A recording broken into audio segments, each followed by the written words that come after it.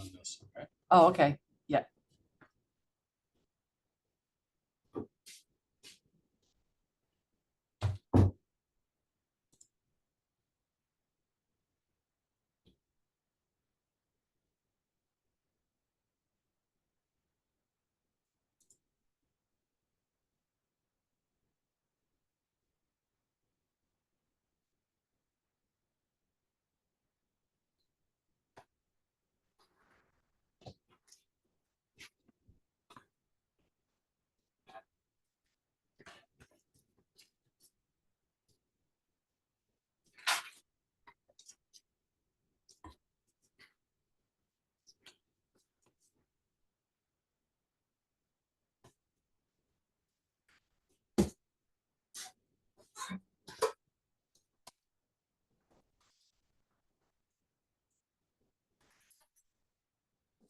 And review. Let's, oh, view. How do I admit them? Oh, admit all. No, I don't.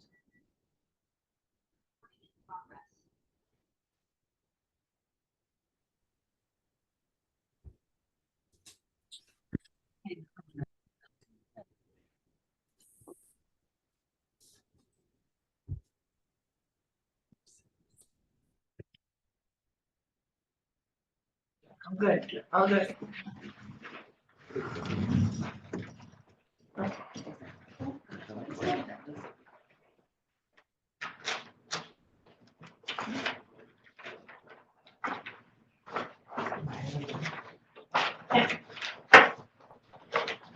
Susan, I noticed you didn't have your sign up this year.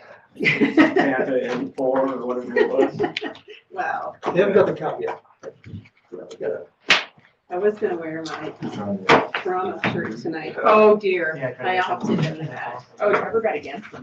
Oh, really? Well, because he figures Yeah. if they lose, then he's gonna get $45. They have to pay the Leafs or the favorite.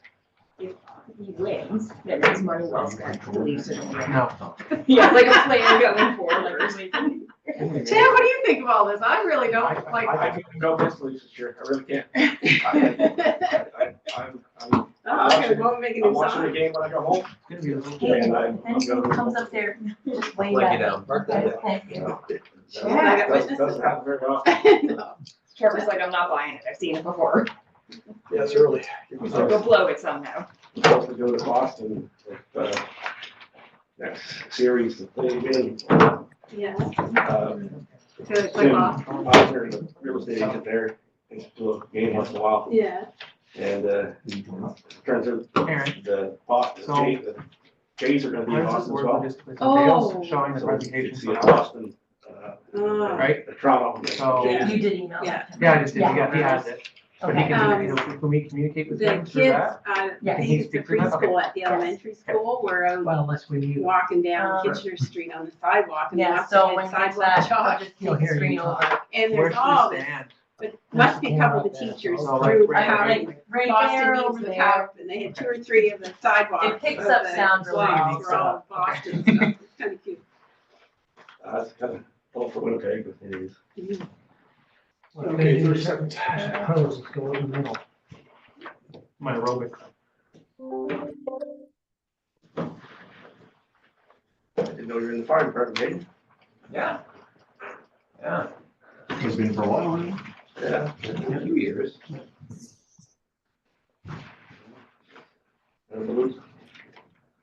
Okay. It is 7 p.m., so I'm gonna call the combined council meeting for Thursday, April 27th, 2023. 7 p.m. to order. This is a hybrid meeting. Before we begin our meeting, we'd like to acknowledge that we're in Stewiacke in the Mi'kmaq ancestral and unceded territory of the Mi'kmaq people. Welcome everyone, gallery, council. Attendance, we have a full slate of council. Looking for approval or changes to the agenda. I Councilor Osborne. just have one addition, please. And that, I'm not quite sure where it goes, probably under business. And that's the, just a discussion on the property tax exemption policy. What's that, Jay? Jay, yes. Okay, noted. So with that change, could I have a motion to accept? I'll make that the agenda? motion. That was made by Councillor Osborne. Seconder, please. Second by Deputy Mayor Chapman. Discussion on the motion. Question. Question has been called. All in favor? Aye. Opposed? So passed. Looking for disclosure of interest on agenda items. Hearing none. We'll move into number 5, and that is approval of minutes. We have 2. This is combined. The first is committee of the whole meeting minutes, March 9th, 2023. Before I call for the motion, is there any changes or deletions? Councillor Osborne. Just my, my name is spelled wrong on page 5. Page 5.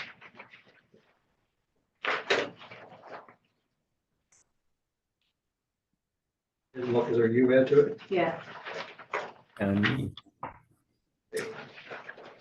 With that change, could I have a motion to accept the minutes for March 9th, 2023, council?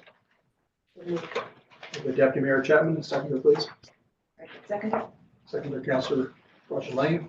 Discussion on the motion. Question. Question has been called. All in favor? Aye. Opposed? So moved. 5B, council meeting minutes, March 23rd, 2023. Any changes needed? Councillor Osborne. Sorry. Same?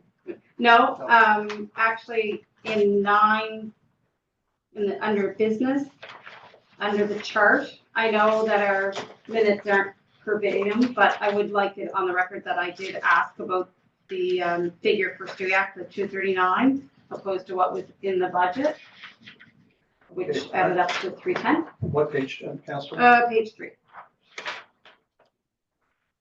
You can say it again for me slowly, please. Sorry. I would just like it added. I know they're not verbatim, but I would just like it added that I did ask where that figure came from, the 239. And if it included the CAO salary, because it didn't add up to what was in the budget of 310.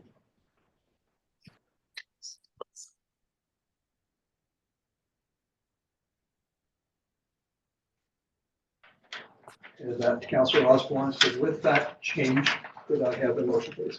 Make that motion. Is that Councillor Osborne? A seconder, please. Councillor Furman. Discussion on the motion. Question has been called. All in favor? Aye. Opposed? So moved. Thank you. No announcement for proclamations. Before us in our package. With that, I'm going to go to number 7A and welcome the Stuyak Fire Department. So this is the first time since I've been mayor and this new council we've had a chance to get together. So welcome. So we appreciate that. And I'll start off with Thank you. yourself, Mr. Good Good evening, folks. I'd like to start off with thanking you inviting us up or allowing us to come up and present a presentation on our 2022 review. Those of you who don't know myself, my name's Mark Rozier, Chief Stuyak Fire Department. And here tonight with us is Deputy Chief Scott Fisher and Deputy Chief Brandon Verboom. Dale's downstairs controlling. The next slide, Dale. So this here is just the introduction. We'll just leave it up. We're not going to touch much on it. You folks and folks online can just read that. But I would like to let's just say thank you and to the staff of Stuyak, Town of Stuyak, and the folks that are online. Good evening. Thank you. I'll leave it to Brandon. Okay, Dale, if we go to the next one, please.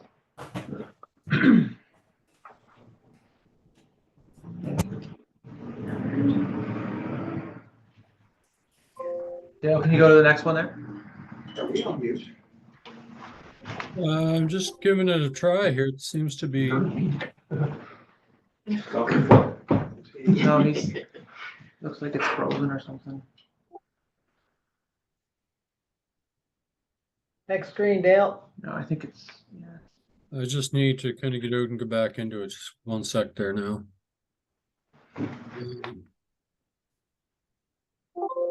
Ms. Richards, could I ask you? So you can, To go down. just thank you. The fastest it is. And then twice. You were my second pick, Jeff. Yeah. I don't know where I'm going. There we go. Okay, there was a slide just before this that I'll just mention quick. I think I remember it. So just a quick introduction about the fire department. We have a junior membership program, 14 to 17. You can join, obviously with restrictions where you're a junior, but at the age of 18, you can join as a full member, and there's various opportunities available. We're completely volunteer. We currently have 31 members on the roster, not including juniors. So Now we're getting somewhere. That's good.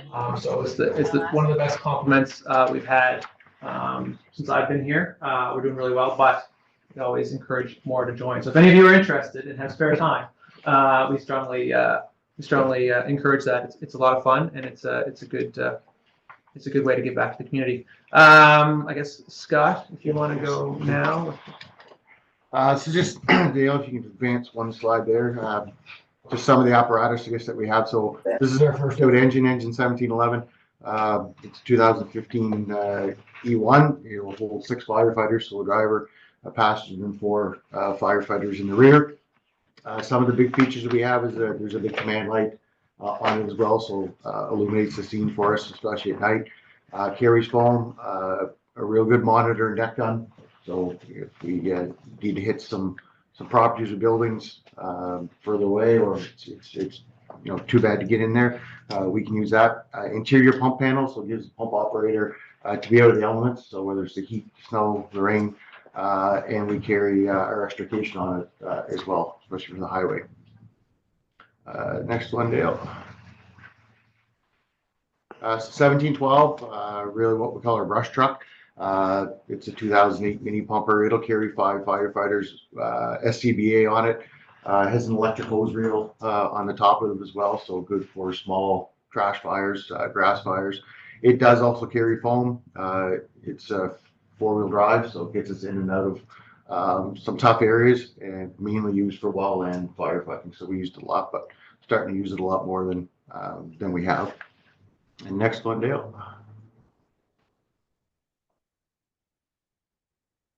So this is the newest one really to our fleet. It's a 2008 pumper tanker. So this is where all our water comes from. So it carries 2,000 gallons.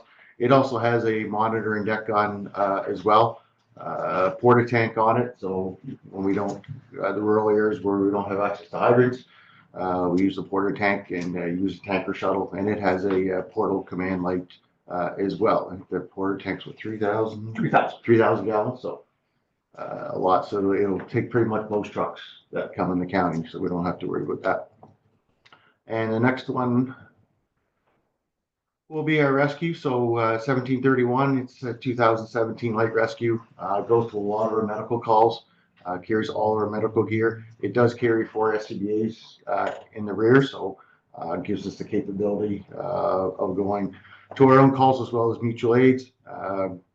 Backboard and stoked baskets for any remote rescues and that we may have, and also all of our water rescue equipment is on there. We carry for the boats, life jackets. Also, we'll be purchasing some ice rescue gear that will also be carried on this as well. And the next one will be the boat that we have. So this is a 2018 Zodiac, 20 horsepower motor. It'll carry 3 or 4 personnel. A lot of it will be rivers, lakes, rescues that we have here. It was used a couple years ago in the turtle that we had down on the bay. So got a lot of that. So this is something we constantly train on, especially in the good weather. So turn over to Brandon. Okay, Dale. So just reviewing 2022, we were asked to just kind of provide an overview of our year. It was a slower year for us. We only had 156 calls. I say only 156, and you'll see why in a second. So 62 were medical emergencies, which is about 40% of the calls that we went to. That's much lower than normal. A variety of reasons for that. One of them is with we at a point in the summer in August, we had fairly low numbers that were able to go to medical calls. So we actually had to reduce it because some of our members were just getting overworked. There was only 2 or 3 people that were going to the calls, and we had to back it down a little bit. There's different levels we can choose to respond to with EHS, and we had to back it down a little bit. But we have a course coming up in May with 8 signed up from Stuyak, and so we're planning to up that again. I think the end of May, as soon as that course is complete, frankly. Just to put it in perspective, though, in 2019 we had 191 medical calls, and in 2022 we had 156 calls in total, including fire. So kind of puts in perspective how many medical calls we normally get. At the beginning of 2022, there was still COVID things being affected to us because they had changed. We weren't allowed to go to certain calls and stuff like that still, but that's all been pretty well back to normal now.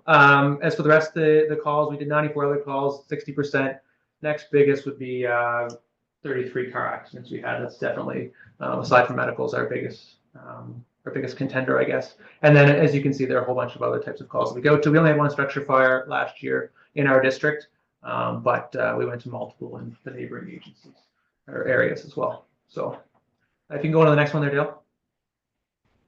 On the 156 calls, I'm kind of a stats guy, so I try to keep track of hours and down to the minutes, frankly. So on the 156 calls, they took 147 hours and 20 minutes if you added up all the calls together.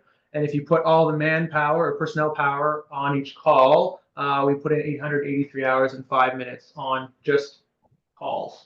So on top of that, we have 2-hour training sessions every week or meetings, and then we have weekend training. So that medical course that I talked about is 4 10-hour days. It's a 40-hour course. So that would be all on top of that.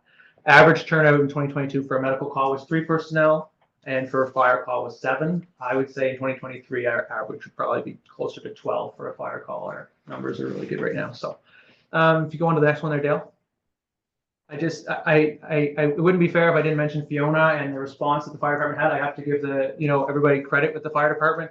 We were out in the middle of a storm. We had a call where the first truck went through, the road was clear, the second truck came 2 minutes behind it, trees had fallen down and blocked it. So they had to cut through. So there was like we were in the middle of a storm. I got to give everybody credit for going out in that. We had to clear multiple roads on our way back as well. And then the big thing was we helped out with the comfort center and provided that for the community. And those that weren't able to get out for a variety of reasons, we were able to deliver them the meals that were prepared there. So that was really good.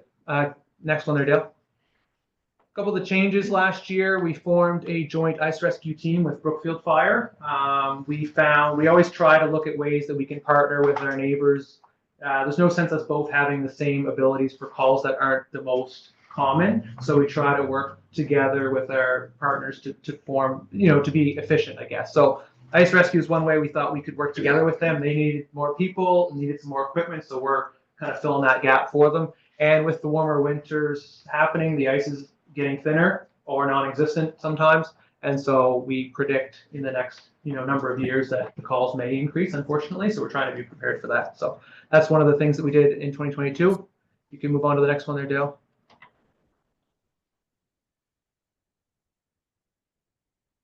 We also purchased new lockers to increase health and safety of our firefighters. So we had multiple occurrences where some gear or equipment was left against the wall and it had become moldy.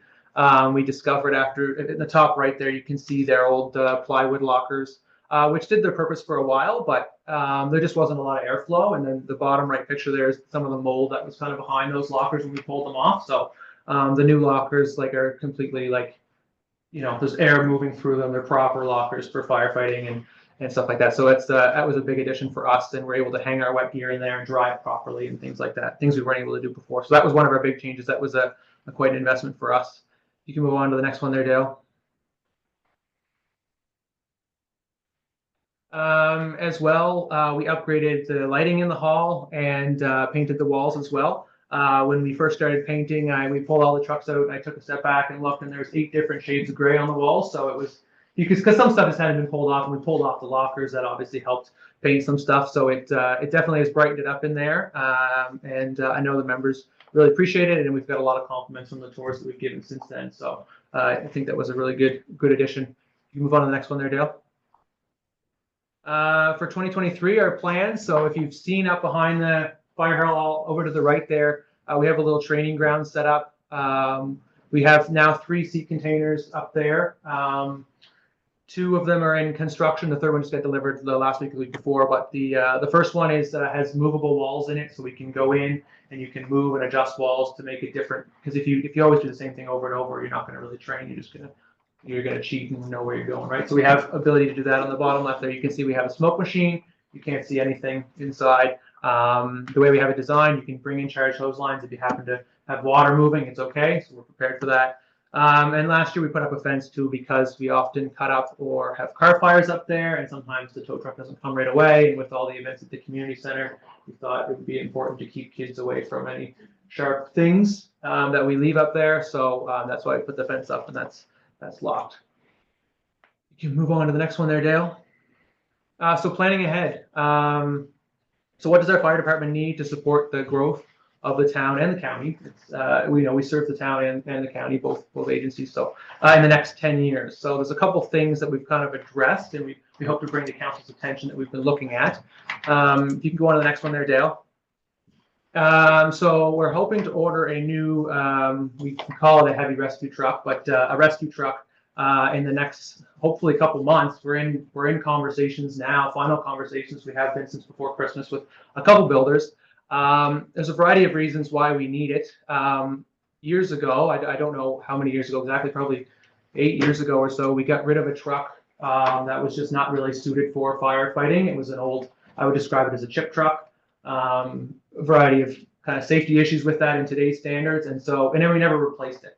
Now that we have increased numbers and members, we're finding we don't have enough seats always to get members to calls or to trainings. Last night we had a training session in HRM actually, and we had 20 members show up, and we were like, if we had one more member, we wouldn't have had enough seats. So this truck would seat 6 people. So that would be one thing. And the other thing is it would carry a lot of equipment. It'd be strictly carrying equipment purpose. There's no water on it or anything like that. But with the increased growth and the different buildings and types of businesses coming to towns, it requires us to get different types of equipment, right? Like electric vehicle charging stations. There's just a variety of things that are new to us that we just don't have space for on our truck. So we have to be prepared for that. And if you order it now, it's actually a 2-year delivery too. So it's quite a length of time to plan this stuff.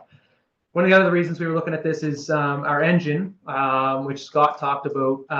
When a neighboring agency calls for manpower, we send that truck, but often the actual truck doesn't get used and only the people do. So with that in mind, we'd like to start sending this one instead, because we can keep our engine in town in order to protect the town and county here. When we bring it out of town, we have to call in a neighboring department to come cover us. Which obviously typically it's Brookfield, will draw them into Studiac to cover us. And if we can avoid that at all, we try to, obviously. And we have enough members now that we could send a crew to East Hants and then still have a crew here to protect our area. So that's the thought there. In addition to new construction, it burns faster. I don't have the statistics right in front of me, but if you just Google it, new homes just burn fast. Faster than the 100-year-old homes and that kind of thing. So right now, if we had a fire, when we get there, there's only going to be maybe 4 people on breathing apparatus when they arrive. Everybody else gets there and has to go put it on from outside the truck, and that can take a couple minutes. So with this truck, we would have an additional 4 people prepared in air packs when they arrive on scene. The other trucks just aren't designed for it. And then the other big thing is this truck will have an area for dirty hose transport. We had a call the other day, and Scott's truck was the victim of it, but we had to put about 1 kilometer of hose in the back of his truck because we just don't have the ability to carry dirty hose back. If we do, we put it where we're sitting in the back of the fire truck, which is completely contrary to what you're supposed to do, breathing all the toxins in that were just in a fire on your way back to the hall, right? So that will have a compartment designed just for that. You can move on to the next one there, Dale. And then we've kind of been discussing as chiefs and as members here for a number of months, and if not over a year now. We believe that we need a new fire station at some point in the next 10 years, to be frank. We needed to effectively serve our communities, protect us as volunteers, and keep up with the standards of health and safety. So if you can move on to the next one, I've got a few examples. We're out of space. The top right picture there, that's my locker. And if I'm getting ready, it's enough for me to get ready, but if somebody comes by me, which just the way the hall's designed frequently happens, I have to stop and move and then go back to getting ready because they can't squeeze by.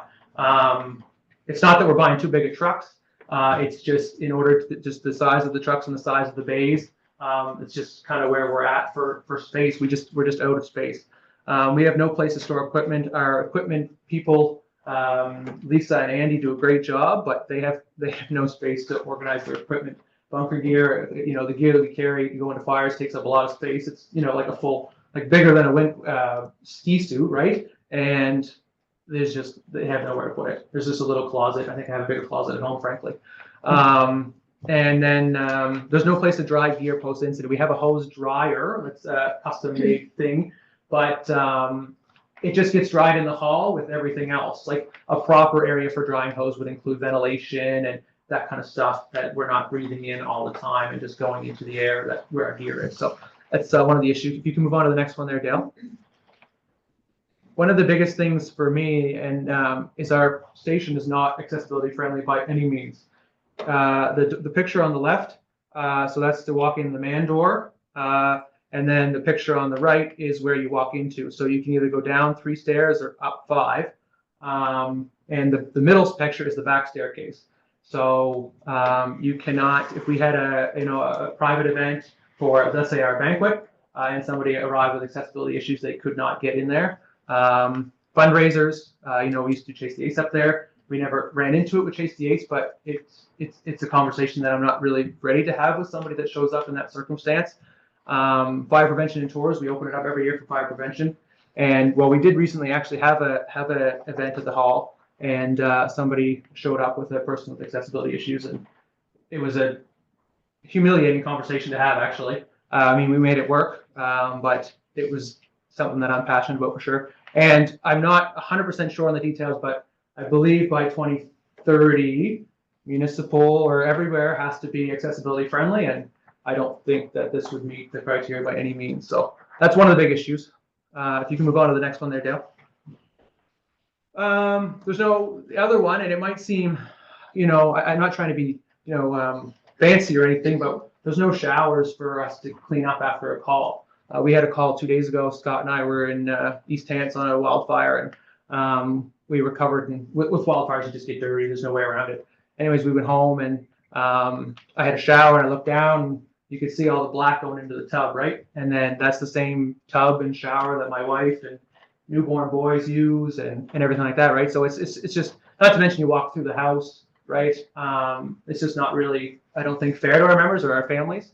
The other thing is, like, it kind of goes on the backup power idea, is that if we had a fire during Fiona, and I keep using Fiona because it was a significant event last year, but we would have been, like, the night of Fiona, we would have been forced to go home and go to bed just with what we were wearing. Like, we weren't able to clean, like, there was no, because none of us had power at home, right? So it would have been an issue, especially for the people that lived outside the town that don't have the running water when the power's out. The vehicle exhaust system, I did a presentation on that a couple of years ago, but because we've been kind of discussing this stuff, I talked to the guy. The prices had skyrocketed with COVID, and in order to put it in and then potentially move it or modify it, we were just going to hold off on it. We thought it'd be more of a waste of money at that time. Then we should just plan things out properly first. And then, as I mentioned, there's no real place to wash equipment and stuff like that. And the last slide there, Dale. One of the big things is the height of the doors. So that's why the trucks are so long, is because, or one of the reasons I should say, is because if it's not high, it's got to be longer, right? So the door, if you look at a majority of fire departments around, the doors are not like ours are very low. And so that's one of the issues that we have, and for growth in the future, that may become an issue.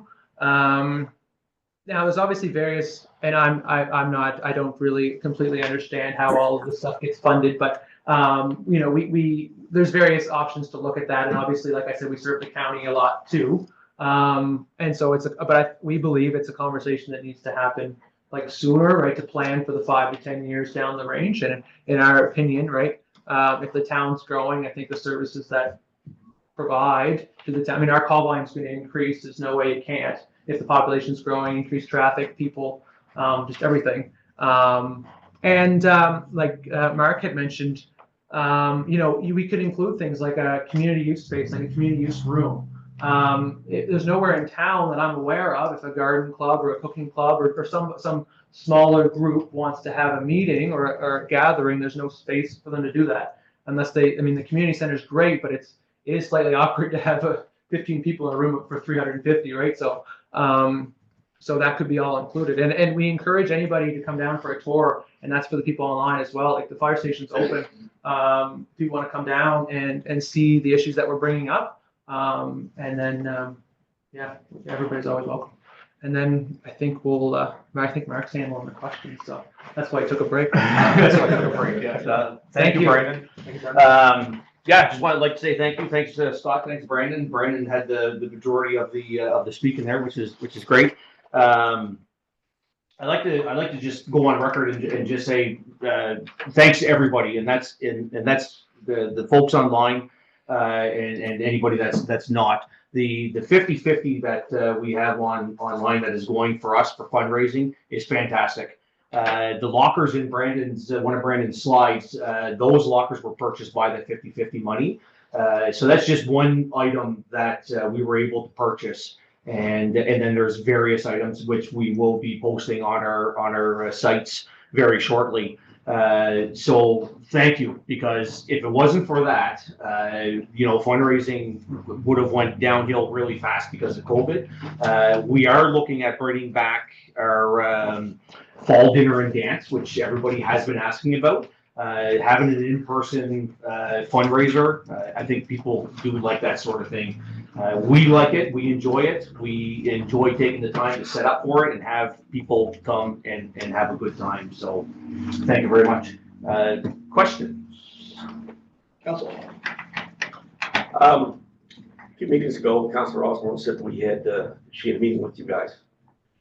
And she had some concerns, or you guys had concerns over some of the multi-story buildings and stuff you got going up in town. And as we know, the town's growing. It's going to have that. Is it equipment concerns, or what is it? Councilor Osborne was up to one of our meetings, yes, and one of our general meetings, and we had a discussion afterwards, just standing around. For the new buildings going up in town, yes, they are 3-story buildings. There's going to be risk in any building. It could be a risk in a house, could be a risk in food land, in any building. In a perfect world where all the stars align, yes, it would be nice to have an apparatus that would be able to get our firefighters to the roof of those buildings or in through a balcony or something like that. As far as having that apparatus now is not, that's something we're planning for in the future. So Brandon's presentation was on, a 10-year, 5 to 10 year plan. There's other vehicles that are probably more important than having one of those apparatus come to our department, right now, so to speak. Then the rescue number one would be probably higher on our list than that. But that would be something that we'd be looking for in the future, really. If you're comparing yourselves to Elmsdale or places that have higher, density buildings. Yeah, exactly. So buildings, how are they? Are they just much more equipped, or? No, Elmsdale does not have a ladder apparatus to in their department. They have mutual aid. So there's one in Enfield right now. There's one coming to Lance. So they will be using Enfield and Lance. We will be using Enfield, Lance, when Lance's ladder truck does go into service. Right.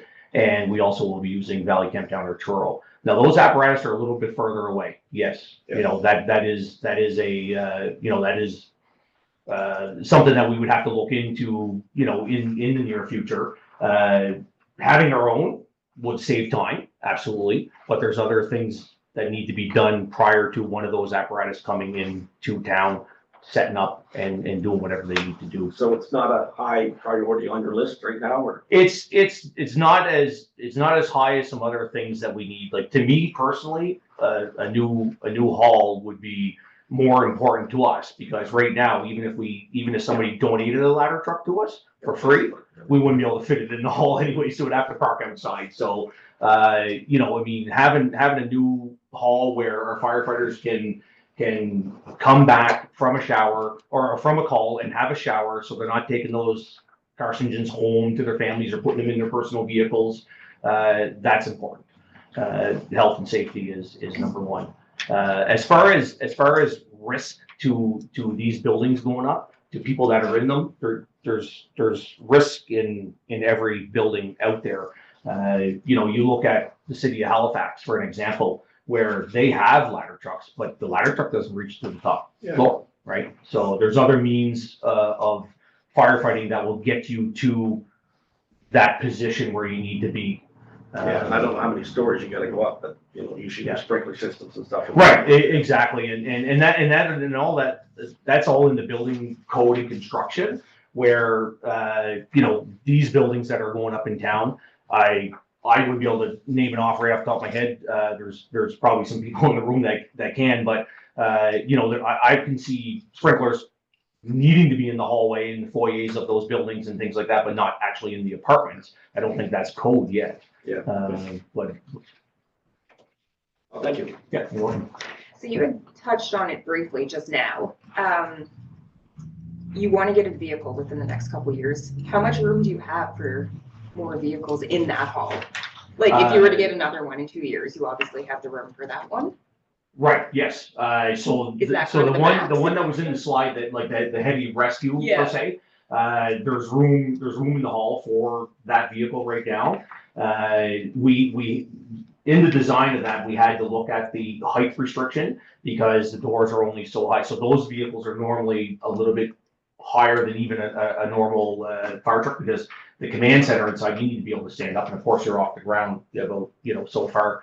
But then we had to shrink that down just a little bit to actually be able to fit it in the hall. So it's a little bit have headspace that we lost, but that particular vehicle will go into the last bay where we kept one of our older apparatus when we replaced it with the new medical truck. So the old medical truck that used to be in service is kind of the hose picker-upper right now, because it's always being used for is for, you know, if we have a special event going on where we're doing a barbecue or fundraiser, we'll throw the barbecues in the back of that, tables, chairs, things like that. So we use it as more as a utility vehicle right now. So that bay that truck is in right now, there's room for 2 trucks in that bay right now. And So then you're tapped out, basically. after that, we're tapped out, Yeah, yes. okay. Yeah, after that, we are, yeah. Any other questions, councilors? Councilor Osborne? Just to piggyback on Councilor Ramsey's questions, when I was up and met with you, I was invited by actually the former chief to come up. Yeah. And we did talk about the ladder truck, and you expressed concern of maybe a 5-story building going in. So can you tell me, we talked about mutual aid time, how long it would take for a ladder truck to get here, get set up, and just kind of talk me through that again. Sure. And what I know you say newer homes burn faster. This is the first time I've heard that, so I'm glad I have an older home. So just, what do you mean by, like, is it the materials? Is it things like that? Newer construction, yes, it's Yeah. the material that they're building with, yeah, for sure. It's, and not to mention the new floor joists that they use. If fire was to get into those, they become very weak very fast. When they're not burnt, they're very strong. But once fire gets to them, then they become weak very fast too. So your ability to move inside a home and do a search is limited if you have a basement fire, per se, like that. You know, because obviously if it's in the basement, then your floor joists are going to be the first thing that get weak. So. And any concerns on if there is a 5-story building or 10 or 12 or? To kind of go back to what we talked about, when we spoke was, I guess the pros of having one of those apparatus Right. in our department, which every department, would probably like to have one. But I mean, in our eyes, if we had one, we'd be using it, a lot for it. Like if we were a department, say, had 50 chimney fires a year, that apparatus would be fantastic because you wouldn't have to ladder the roof.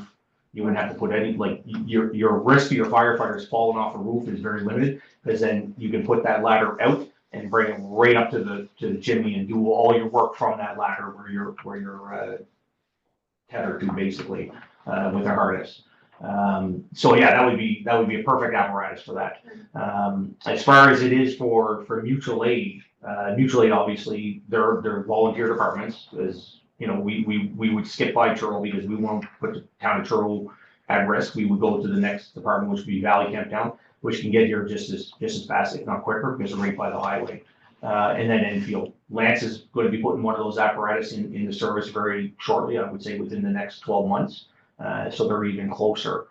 So that would eliminate some of the time also. But right now, we don't, I may have thrown out a number 15, 20 minutes. That's probably being, generous, I guess. Because normally they tend to move fairly quickly when there's a call. But as far as a 5-story building going up, there's no more risk in that 5-story building than somebody in a slab home up on the right off of Windcrest. There's no more risk really. We can still get in that building. There's ways of getting in it. Having a ladder apparatus in our department would get us, in that building in different ways, but we can still get in, so. And what about getting people out? It all depends, you're looking at the same thing as here. If a fire broke out in this room right now, how are we gonna get out? There's always every scenario or every situation's, different. It all depends, I guess, what, I wouldn't be able to comment on it without, I guess doing a pre-plan for that building if it was up but I mean, 5-story building in here, is that happening or, because we may be having a different conversation, but, I mean, if it does, then that's great, but, we'd be planning for the future also, same with the town moving forward in for the future, so. I just have a couple more questions. One's about the county, because I know you service the county, and they're growing as well. Yes. So, I mean, do you know what the highest height restriction they have right now? I don't know what it is. No, Okay. actually, no, that's a good question. I don't know what it is. No. Okay.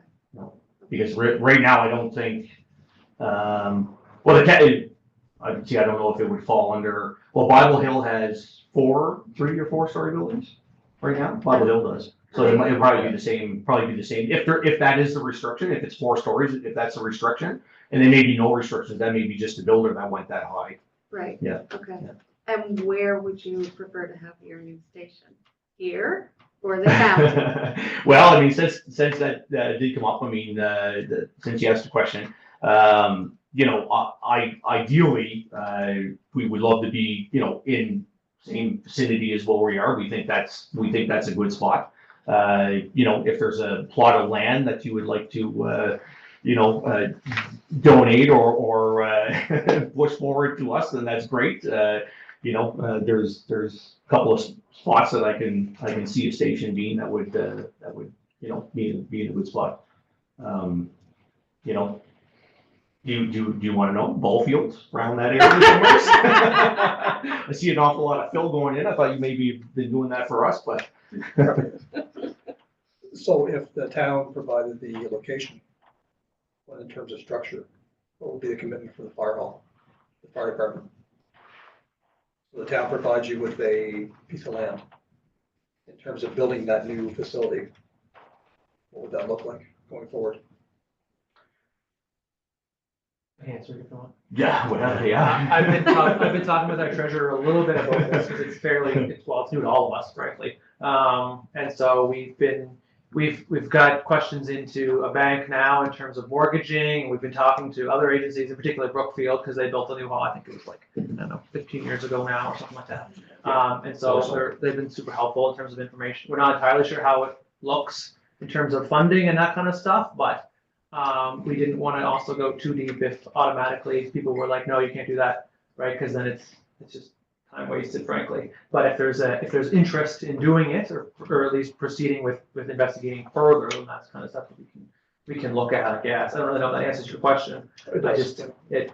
Yeah. I mean, It's a starting point. right, and like one of the important things to do is start fundraising. Like I think you always see these like thermometers like everywhere, right, of fundraising and that kind of stuff, and then it takes years to fill the thermometer, frankly. So it's that kind of stuff that we'd like to start on at some point. There was a few ideas thrown around too. Like, I mean, obviously a new building, it would suit us better for sure. You look at some different amenities going in that building and for us, drive-through bays, easier to get the trucks in and out of, and then Councillor Rogers Lang had brought up, that we are running out of space, but we would go. The drive-through bays would allow you to put multiple apparatus in each bay. And then of course, Brandon mentioned in his presentation earlier about having, a community room that would allow for, folks in the community to rent that out. And, whether that portion gets rented out through the town, and that could be funding for the town. Or if it's something that would just be thrown out there for free use, that's something that we can discuss in the future for sure. There's one other point we've talked off and on for months now over different things. So I think part of the planning of something new there, you might want to be looking at including maybe an EHS location. Right.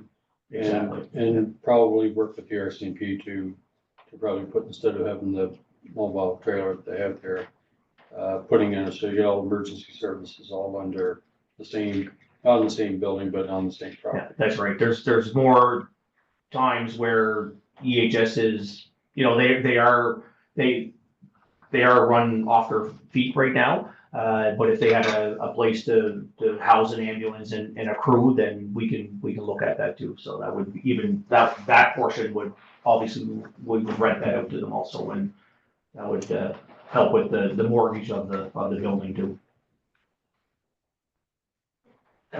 Just make a comment, since I've been on council, the presentations are getting more encouraging all the time. Well done. But think about all the new equipment that you do have, and that you guys have worked hard to get and provided such good service to the community and the county. So I think it's really impressive to see what you have now. Thank you. Yes, I was speaking with somebody the other day actually, and we were talking about that. The amount of equipment that was getting old that was in the station and that we replaced over the years is just phenomenal. And I remember you telling us what the first new big truck was going to cost, and I just Right. couldn't believe that. yeah, Get my head around it. So that truck now, back when we purchased it in 2015, was $800,000, and that's over $1 million now. Yeah. That if we were to make that identical truck, it's over $1 million. Just the rescue truck that we're talking about, even the price of those have increased substantially, and we couldn't believe it when they came back with the price after we spec'd it out. We said, where's the gold, basically, but that's what's happening now. Yeah. So. Deputy Mayor. I'd just like to say, good job, the whole department, and you. Thank you. Thank you for coming and presenting. And I'm very relieved to hear that the 3-story building that's being constructed in Perry Lake is not a major concern if we don't have with the fact that we don't have a fire truck. Right, yeah, no, I mean, any structure that's gonna go up is gonna have risk. You know, this building in particular will it'll be new construction. So it's not gonna be like an older apartment building. So I'm sure there's gonna be some different codes in place that will help, you know, with fire prevention in that building. And this is stuff we train for. We train for the worst, right? So, Right. you know, You're prepared. whether it's a 2-story home or a 3-story building, Mhm. we train on this stuff to make sure that we can get in. Before we wrap, any more questions, comments? We have another hot seat, so we can figure it out, right? Pardon the pun. Pardon the button. Okay, throw it in there. Thank you. I just did a presentation a few days ago at the Mayor's and Chiefs breakfast, and I'm going to post that because I always go on my way on behalf of council to thank what you do. It's not just, you know, and the fire rescues and accidents, it's town days, it's Christmas. So I can speak, I think, confidently on behalf of all council here. You're essential, you're needed, and we really appreciate you. And Thank you. And come back next year. You get better stats. Well, that's very impressive. So. Thank you, guys. That's great. Thank you very much. Thanks, guys.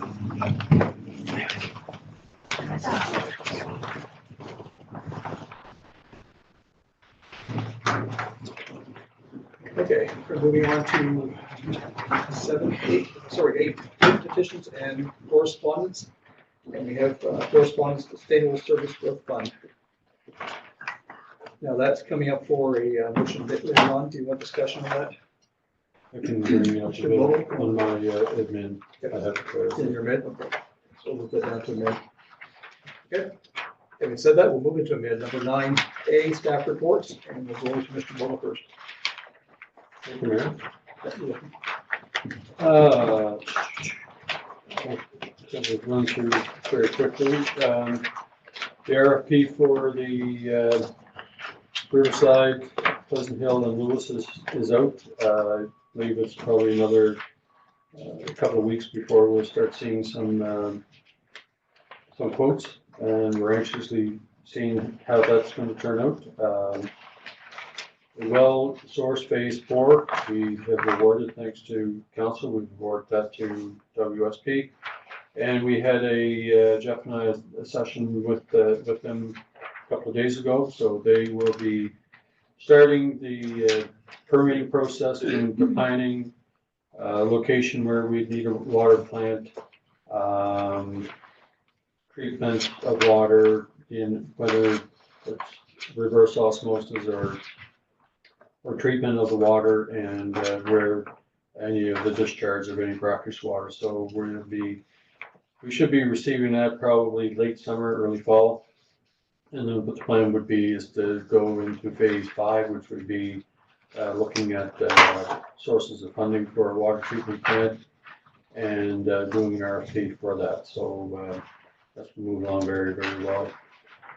We are waiting the final version of the CBCL report, so that should be received over the next week or so to be put out. So I'm planning to put a front end on that, describing what a lot of the recommendations and what some of the things to avoid any confusion on that. Getting close to getting ready for the splash pad and basically opening up everything for the summer. We do have one property that we have a demolition order on, so that should be coming. I see some work being done on it, the 101 Kitchener, and so we have till the end of June to get that demolished. Jeff has worked hard on getting the electronic sign. The pad should be poured tomorrow, and Jeff can probably explain the rationale for moving the sidewalk that just needed to be done for a variety of reasons. I have been working a lot with the Truro partnership on Can Export grant, so we've received $30,000, which is going to help on the more regional approach of what can be done. Aaron and I will have been working quite a bit on community transportation, so I'll leave that so she can describe that then. One of the biggest things I really wanted to highlight was that we've received in the area of about $5 million overall for grants over the past, say, 10 months. So we're very fortunate in receiving $4.5 million towards Riverside, Lewiston, Pleasant Hill. I think that's a grand slam that we hit on that, and I'm so proud that we were at the front end of the selection. We had the grant that was given by the province of nearly $270,000, which was a pleasant surprise on March 31st.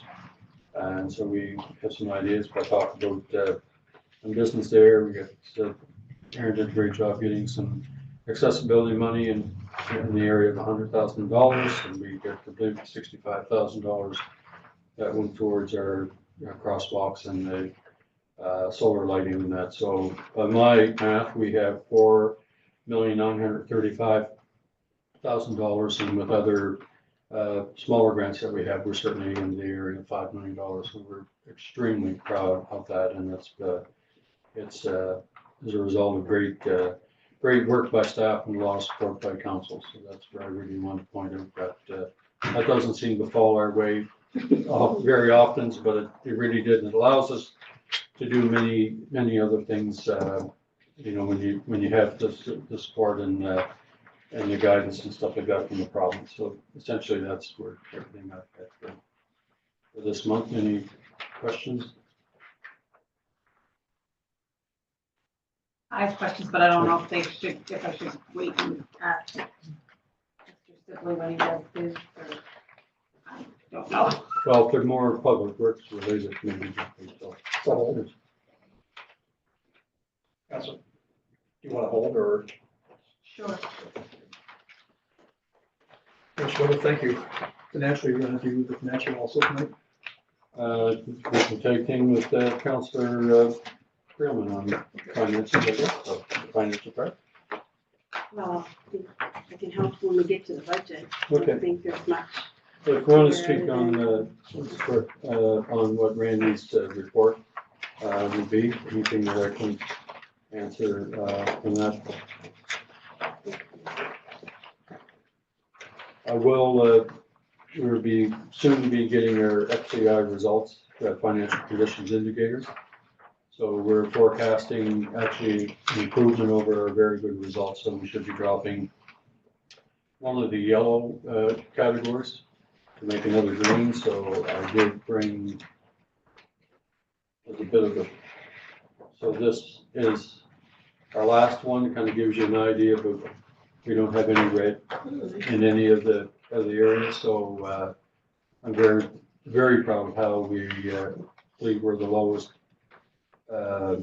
populated risk area in the province.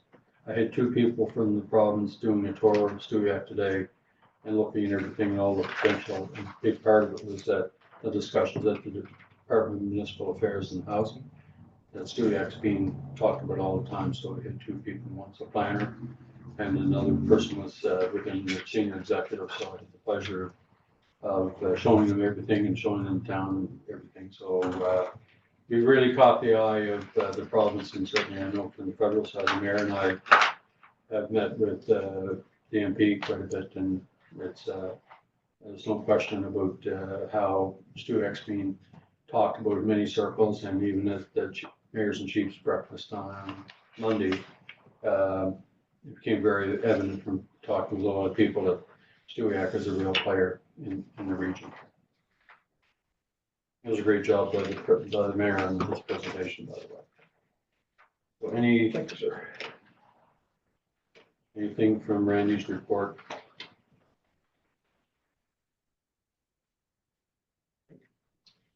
Thank you, Mr. Bowe. We'll move into 9.3 and pass it over to Aaron. Hello. How are you? Good, how are you? Always good. I'll just kind of highlight a few things. So Daily mentioned CDCL submitted their draft report. We've got a couple pieces that they've got to add, and then they'll submit their final to us soon. I submitted funding application to support siding at the Stewiacke Community Center.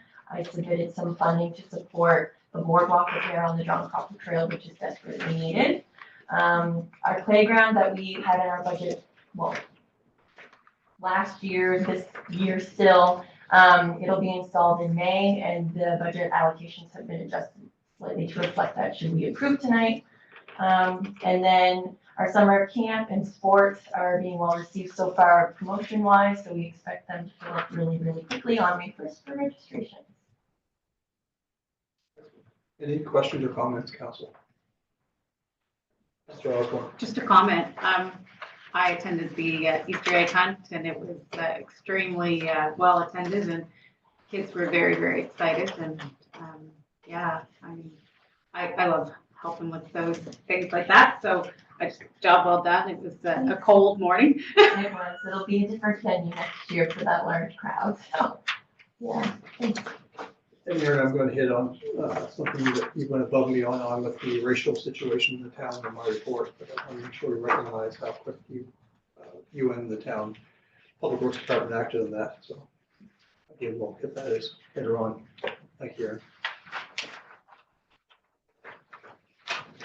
Got a lot of people tonight, folks, so it's going to take a couple minutes to move things around. Going to Public Works. Give me Jeff. Hello. Jeff's report. I'm trying to hear. Make sure everybody's got a chance to look at it.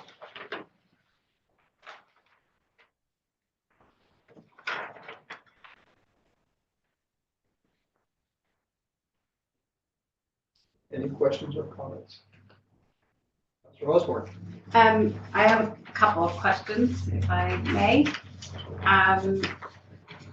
One, I was just wondering, I've had a couple residents ask me, and I know I've spoken to the CEO about the potholes in the John Crawford Trail parking lot, and if maybe we could get those looked at, or. That's an issue that we need to talk to Canada Post about, because it's Canada Post traffic that's doing it. We go up there and fill Oh, them in. okay, Like, okay. we've gone up there and we patched them up. right, I've talked to Canada Post, and like, right, there's little traffic going to the John Crawford Trail. It's all the mailboxes. oh, And the Canada Post refuses to do anything about it. okay, so like, they only look after their area in front of it? So they stay, and Is that, even that's a joke. Yeah. So, we do try to go up and patch it up, but it's like, they should be paying for it. Yeah. Because it's their traffic, not ours. can we send them a bill? I think it's something that we need to send some correspondence through here. I think that solution is that we actually do the thing and just bill Canada Post. That's the simple solution, but I think we need to get to some understanding that, you know, what's been going on for years, it's not sustainable. So I think that's the best solution. It even goes with snow clearing as well, but I think that's probably done. Yeah, so I think it's time come maybe something that comes from under the signature of the mayor to Canada Post that, you know, we need to fix it because it causes all kinds of areas of risks and things like that. We get the criticism. Jeff was right that this is where, you know, there's a partnership that we need to create. Sounds great, thanks. Just a question about the water treatment plant. I know when CBCL was here, they stated that the plant was at end of life. Just due to age. Like, that's based on age. Okay, Like, a plant life is 30 years. oh, Like, okay, that's what they planned for, basically. okay, That's all that is. okay. So everything's fine and you're, like, when CBCL said that, I think it kind of probably shocked a lot of us. I think the wording was maybe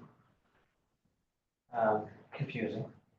Yeah, okay, It's had all the proper maintenance and it's got life in it. Obviously, it has life left in it. Oh, yeah. Yeah.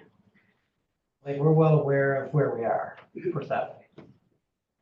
And even looking back on some of the history, I mean, we're not, when we had the water haulers and things there, we were producing far more water than we're using now.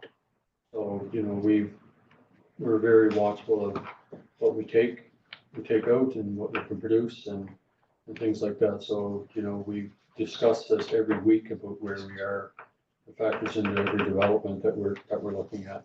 And so we're very fortunate to have this new, the biggest find, I think, in the last 100 years is this water supply. So, we need to be moving on. There are all kinds of other things that you can do to help, boost or doing things or invest into the water treatment plant, but we've got capacity to be dealing with what we have and other things that we move along. We talk about it all the time.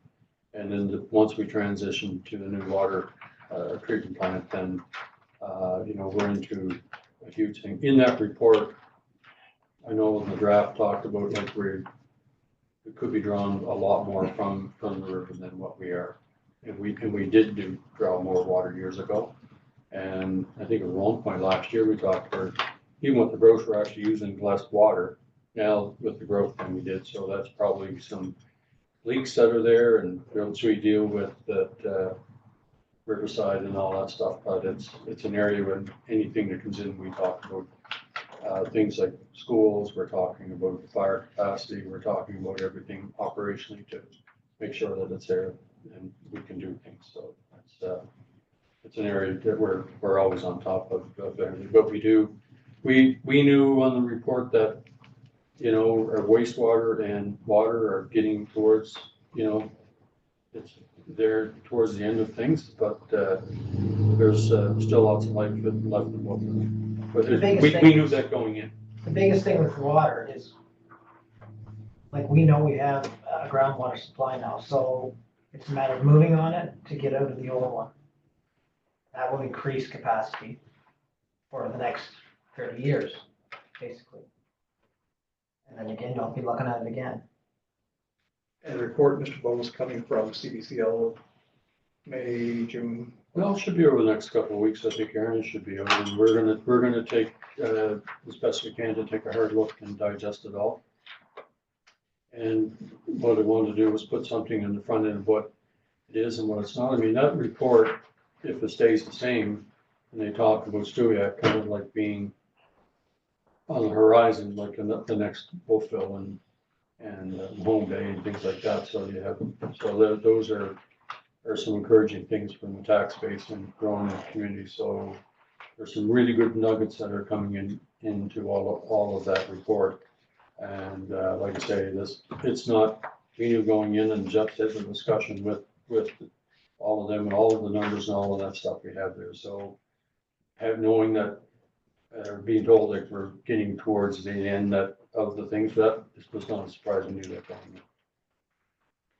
So if I may, in that presentation, they also talked about, I don't know how they describe it, but there was 2 or 3 times where we didn't produce enough water for the town. Am I getting that right?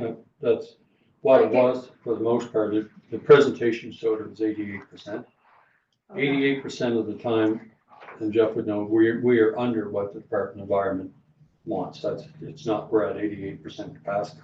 88% of the time, we are very compliant with what's expected of the Department of Environment. When we have the heavy rains and St. Andrews River looks like the Stewiacke River, that's when it takes a lot more treatment, and that's where it falls within that 12%. Because it's more treatment that's involved, and we get into that 12%. It's a slower flow through the plant, so the town water supply doesn't deplete. It's our holding supply that we can't replenish as fast. We can't put it as fast as we can pump it out, basically. But within a day, no. So the tower's fine. Like the water supply at the tower is fine. It's just when we have a heavy rain and the water turns dirty, we have to slow the flow down, come through the plant. So our storage capacity at the treatment plant depletes. It doesn't deplete, but it gradually drops. But then as the water clears, then we're able to increase the flow and pump back up. But if we get a long period of time, then it does go down. But we've never had it go down to any kind of critical level. And how much storage do we have at the plant? 100,000 gallons. Which is roughly a day, 2 days, 3 days? Probably a couple days. Jeff, that's part of the regular monitoring process. But you also have to remember, we still have a full tower here. Yeah. How big is that tower? I'm sure One up you, here? yeah. It's 400 400-some thousand gallons. Okay.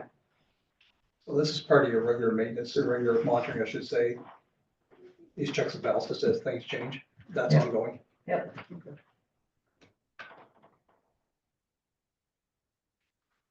More questions, concerns? I had a couple of residents ask me about the sign, and I think the CAO said you were gonna give us an explanation of Well, why it's and right where. I wrote it in the report here. The biggest reason for it is because we're putting up the crosswalk lights, the solar lights. I can't put one in the parking lot across from this one, for one thing, because it's in the middle, right in the middle of the driveway. So we moved the crosswalk this way, so it's gonna extend from the sidewalk at the library, reach straight across instead of on the other side that goes to nowhere.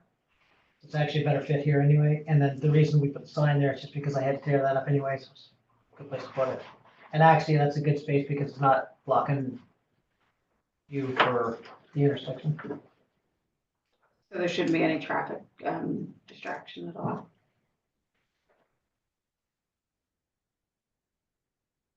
Yeah. Okay, with that, moving for a motion to accept the staff report, please. That motion, council. I'll make that motion.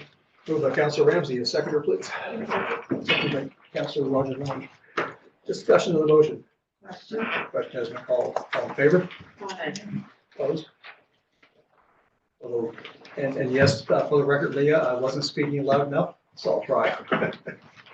I had that passed to me by our CEO when we come upstairs. Okay, we're moving into 9B, and we're going to discussion with 9B first, and we're gonna take some time to do this. There's a lot of moving parts here tonight, folks, and different options, so we will go to discussion with capital budget approval first, or look at any motions. Please.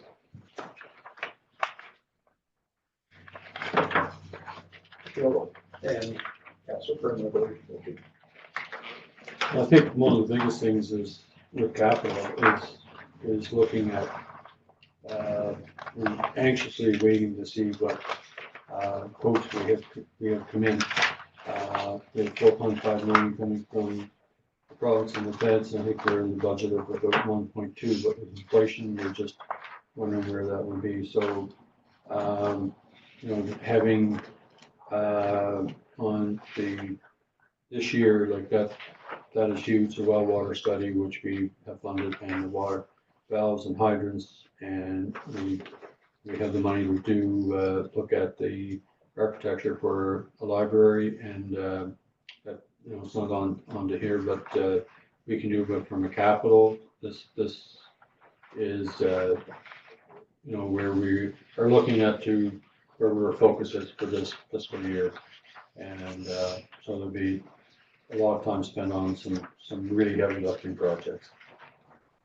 And then on the other part, it just shows where our planning will be as time goes on over the next 24, 25 and onward. So that becomes an area. I know we meet regularly as department heads and try to look at where we are, what we can afford, and we do a rating, a scoring on this, and we bring this to council. So, Councilor Graham, anything that I've missed on there, but that's essentially where we are on capital.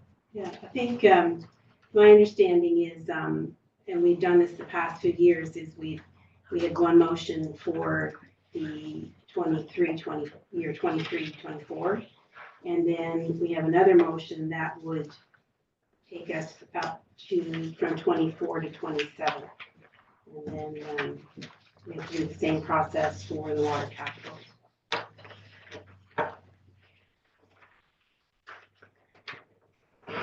Okay, before I move on to call for that motion, open the floor back up again to council. Any questions or comments? So is the 4.5 million taken out of the 6.4? Or is the 3.8? Am I looking at the right one?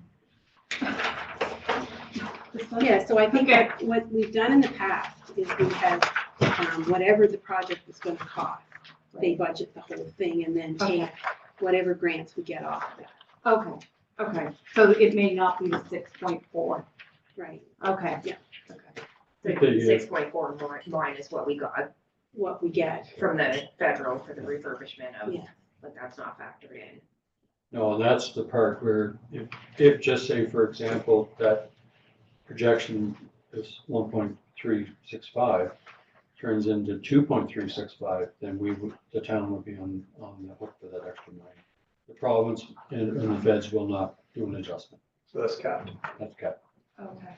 And I'm hoping we had enough in our budget forecast each year that hopefully our portion might only have to be $1 million, so which would give us some extra breathing space. But once those tenders come in and they're open, that it'll tell us a lot of things where we need to go and where we can't go, I guess. Okay. What do you expect those? They should be, Jeff, I think they're mid-May, I guess, isn't it? The tender? Closes May 4th, I think. May 4th. So by committee of the whole in May, we should know where we do. We'll have them open up and make a recommendation. And it's really key to get that moving, simply because this is the time, Jeff's hit the nail on the head. Often, like, we were lucky enough to get picked early and get it out early before a lot of the other tenders from other locations that get going, because the further it goes on, the more expensive it gets. So if we can get something of early and quick, and then the town know what position that they're in. I'm hoping our budget forecasting is pretty accurate.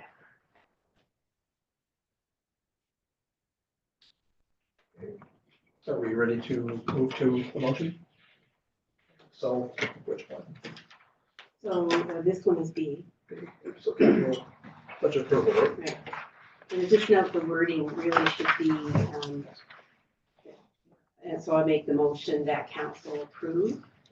And the, excuse me, the 2023 to 2024 general capital budget totaling $6,458,532 is presented. It's moved by Councillor Perlman. I need a seconder, please.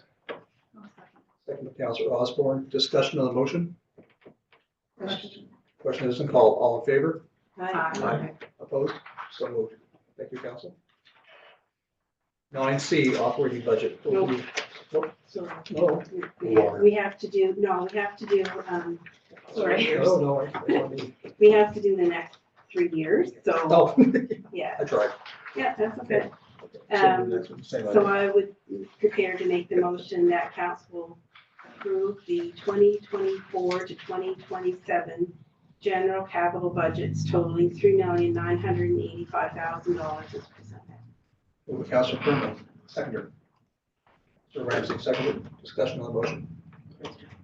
Yes, discussion on the motion. Sorry, Chair is recognizing Councillor Osborne. I thought we were gonna discuss these separately, so I apologize, I should have asked my question earlier. If we approve these, is it automatically approved, or is it for the next years, or does it come back, or like, what's the process there? It's a good forecast for the next 3 years. Okay, Generally, when they come back, we'll be in a different position this time next year. So you would look at, other different things like with water treatment and a plant. Good, but it's certainly the forecast that we have here is where our focus is over the next 3 years. okay, I just see the library there for $3 million, so I guess that's my question. If we say yes to this, does it mean that we're building a $3 million library? Well, it's not into this year, so we'd be sitting there to see what position we'd be in next year.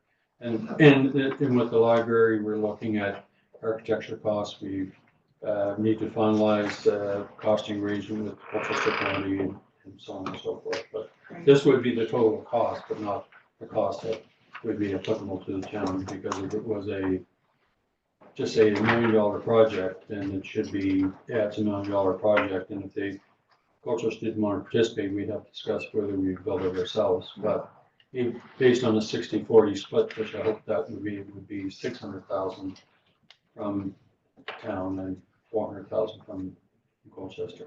But the architectural stuff's already been approved, Yeah. right? So that's not included in the 3 million, right? Year we Yeah, we just did, right? But I think this library has been forecasted in different dollar amounts for the last 10 years. Down the road, like I think it's always been down there Okay, So like. in some amount of dollars. Okay. Yeah. okay. Okay, thanks. Okay, welcome. Here's my, let's go back. So I need a motion, please. We have a motion. The motion floor is, question is called, I believe. Okay. Question has been called. All in favor? All opposed? So moved. Thank you. Next, please. Okay. This would be the water utility capital budget. That's from the. You're still on 9B.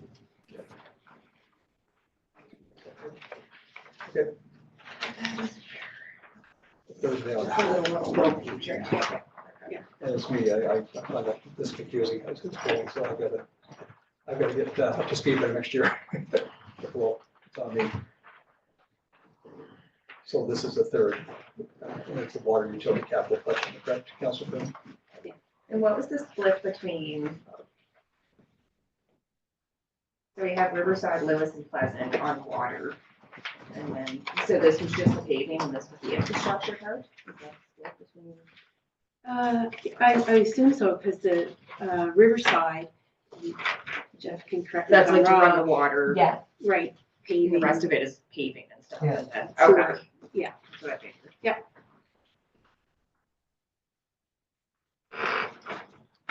So I can make the motion. Are we good? Okay, so I would move that council approves the 2023, 2024 water utility capital budget totaling $1,520,570. Moved by Councilor Brennan, sorry, moved by Councilor Brennan, seconder, please. Or Councilor Lutz, seconded. Discussion on the motion, Question. as we call, all in favor? Aye. Opposed? So moved. We'll move to 24-27. Okay. So I make the motion that council approves the 2024 to 2027 water utility capital budgets totaling $12,045 as presented. What? 12 million. Did I say 12,000? I just want to know this time. Okay, let me rephrase that. Approve the water utility capital budgets totaling $12,045,000. Just checking to see through it. Yeah, I do it all the time, Councilor. Moved by Councilor Brennan, seconder, please. I'll second it. Second by Councilor Osborne.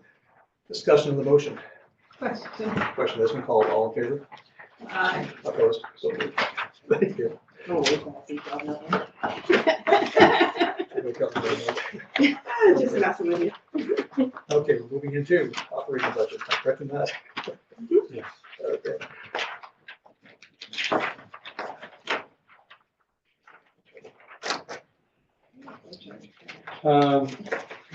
So in this chart, it's kind of summarized, so when you flow down here, if you go to the no, that would be basically 5% as per the HR policy. And, yeah.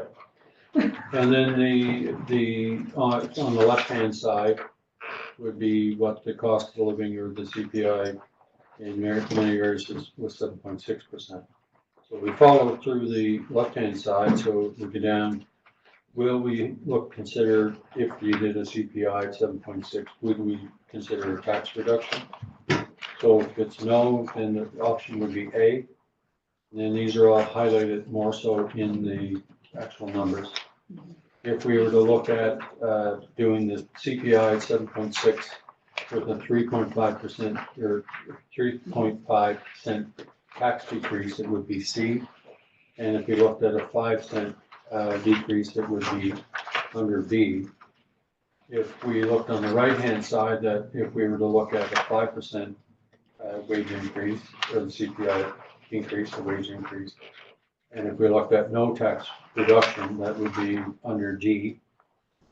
And if we were looking at a 5% increase, wage increase, and we're looking at a 3.5 cent tax reduction, it would be F. And if it was a 5 cent tax reduction, it would be under E. And then what has been put here shows what D and A, B, C, D, E, and F should be regarding any of those lines. So, you look at, say, under F, talks where we would be looking reduction in staff training, and this would be under F, which would be a 3.5% or 3.5 cent decrease. You lost me, Dale, sorry. So, sorry, if you look at the longer card here that, Yep, and that's it has- okay, yeah, okay. So if we just looked at F, for example, and correlate that to the color-coded chart here, it just would mean that to achieve a 3.5 cent tax decrease with the 5% increase, we would be cutting some areas of staff training, engineering costs, halfway sign. That's just on the left-hand student program, smaller class sizes, AED training cameras, and ball field operations and maintenance. If we were to look at E, it would be the same type of thing with the 5 cent. And then it shows the numbers where it would be and what part that we would be looking at to basically balance the budget. So that's where that's really, in a nutshell, where it would be I guess the overall difference between the 5% and the 7.65 is about $17,000 that we've got. The Councillor Crew, any other comments? But this is where it's explained in a pretty simple way of options and what's involved. Yeah, I was just say that I think the flow chart is probably a good way to work our way through it.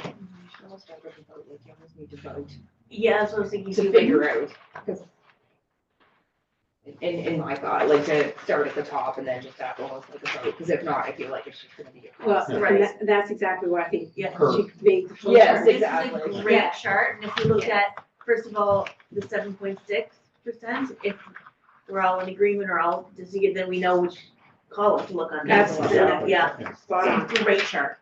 Yeah. I can follow this very easily. Give me a chart. Yeah, I am so into charts. Give me the chart. Andy, Great chart. For me, I'm looking at this, and it's, after a while today and yesterday, this gives me at least a tangible. Yeah. So, absolutely. okay, so having said that, I'm gonna turn it back on to someone that's much more financially inclined than I am, Councillor Bergman or Mr. Bowl, to start their I'll give you process. a little background on the CPI. So when we did the HR policy about 3 or 4 years ago now, I think it was, we, rather than having, our salary charts used to have like bands of increments, and they were sadly outdated. And the discussion was that let's go to the CPI, and that should cover most needs, unless someone's a new employee and their salary's way off base, that's a totally different thing. So we wrote the policy with a cap of 5%. The CPI, I think, for the last 2 years, this year, as of December 31st, at the end of each year, Randy finds the CPI for Nova Scotia, and of course, for last year, it was 7.6. In 2021, I think it was 4%. In 2020, it was 0.5 of 1%. And I think in 2019, it was 1.5. So that's the way the raises were calculated. So there's two schools of thought. One is you'd stay with the 5% because that's what the cap says. In essence, in reality, it really, the cost of living really was 7.6, and we've been using that for other calculations besides salary. So I don't know if that explains it fully. I'll do the best I can, but that's, we do have the policy. The policy can be changed. It's not a bylaw, so we can agree to the 7.6. Is it 7.6 over 1 year, or is it 7.6 over? No, it's just through the Just 1 1 year. Okay. So in previous years, it was 0.5 or it was 1.5, and that's how the raises were done. So Just looking at the current union negotiations, they're like, 10% over 4 years. Yes, these are just 1 year.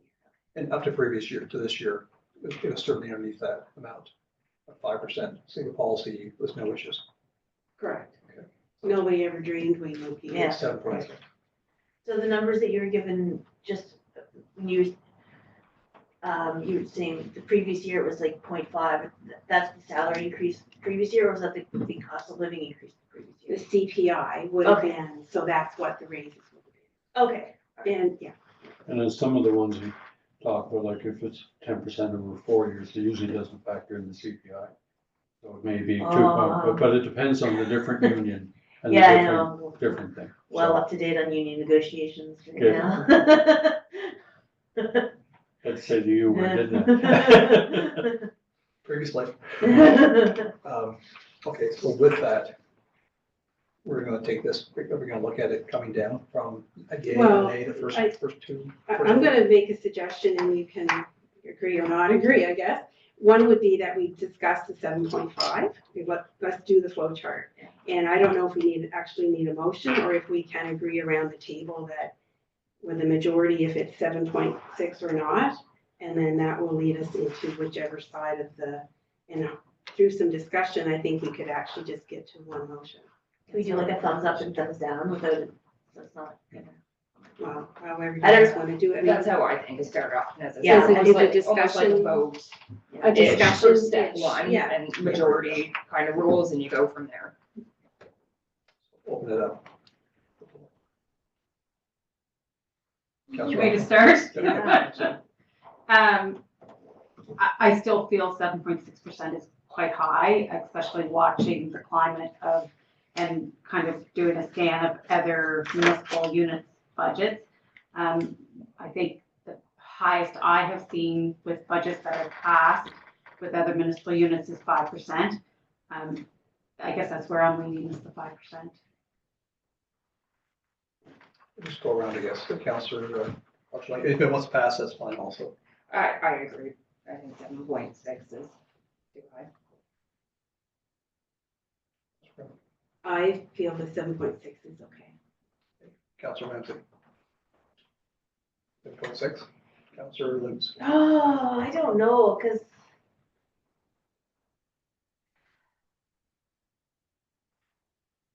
the previous ones were, can you repeat the numbers with last year's, the year before? I'm going to etch this in stone, but staff might know if I'm right or not. I went looking today for the CPIs, Right. and And CPIs matched the previous increments, correct? that's my understanding. Is that And correct? so Yes. in 2021, it was 4%. In 2020, it was 0.5 of 1%. In 2019, it was 1.5. When did we change the policy to match the raises to go with the CPI? When we did that bylaw change, which is like 3 or 4 years ago, 2019. 2019? It was 1 year, it was like 0.3 or something like that. I got 0.5, the data I looked up. And so if next year the CPI is, it is expecting to level out. So if it's 3% next year, then we would look at 3% next year.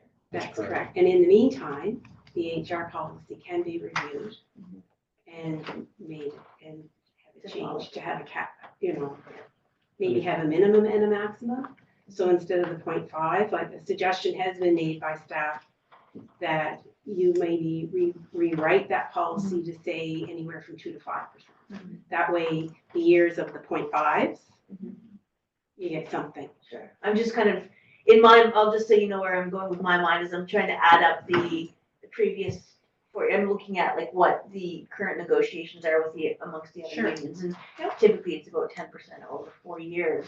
So if we had 4% last year and 7.6 this year, we're already over that, and then it's another 3% next year. So to me, it's a little high for the standards that's happening right now. So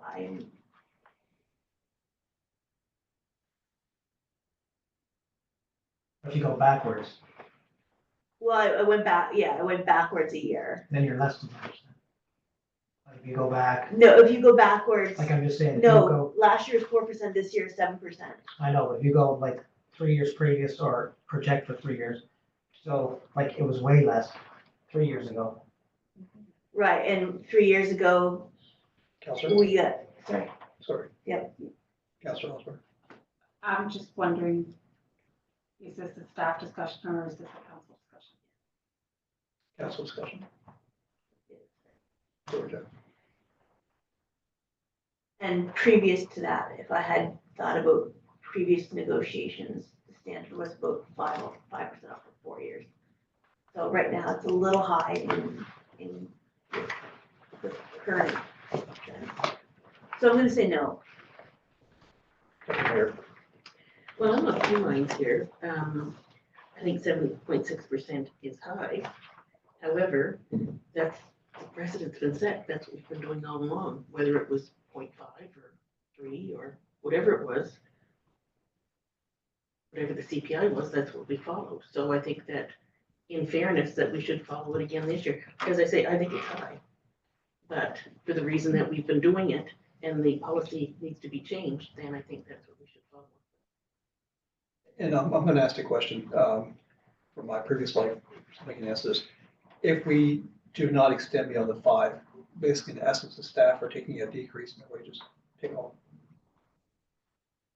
Is that correct? So if you Essentially compare it to compare the to CPI, CPI. yeah, it's so the staff are actually losing money Yeah. beyond that 5. as is, I think, the industry standard, unfortunately, or not industry standard, but I mean like negotiation standards right now.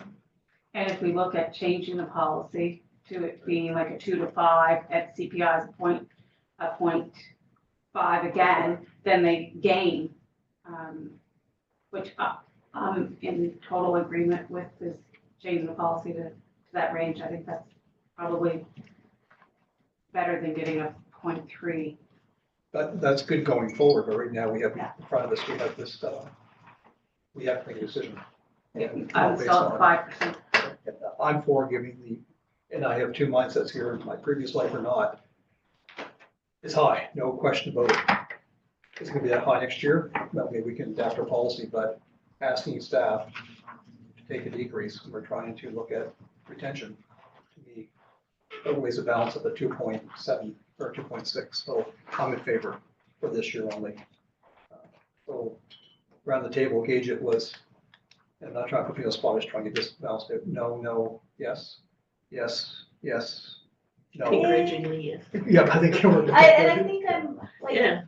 I'm like, can I be a neutral? Can I be Well, you can say- a thumbs to the side? Because I do, That's like, right. if it were me, I would think the same thing, but I'm also looking at current negotiations in other areas, right? And so Excuse me.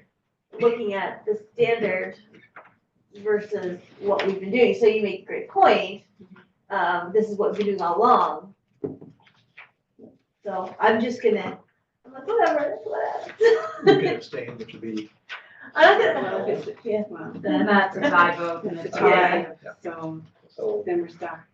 Mr. Well, then it's a Ramsey- no. If we're Councilor not Ramsey. stuck, it's a no. No, that's right. I'm a yes. Terrible math, as you know. 1, 2, 3, 4, so it'll be 4-3. Maybe 5. Well, if it's 4-3, then we go where, yes, right? So I can live with that for sure.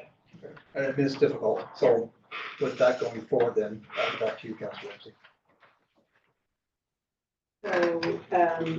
So if that's the case, we move over to either options A, B, or C on the flow chart. So the next discussion would be, is there a tax deduction? If so, I guess that's the first thing is, are we interested in reducing taxes? And secondly, is it gonna be 3.5 cents or 5 cents? So I guess the first part is, are people wanting to reduce the tax rate or leave it where it is?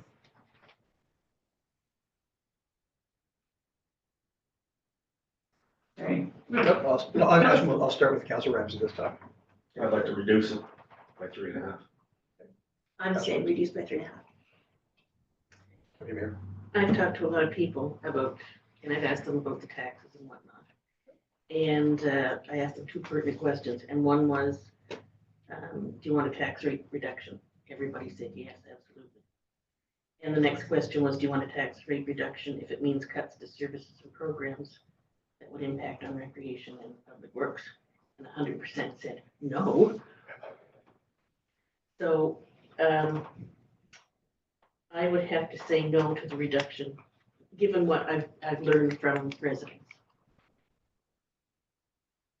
And this is a tough one, because I've had some conversations as well, and it's kind of been 50-50.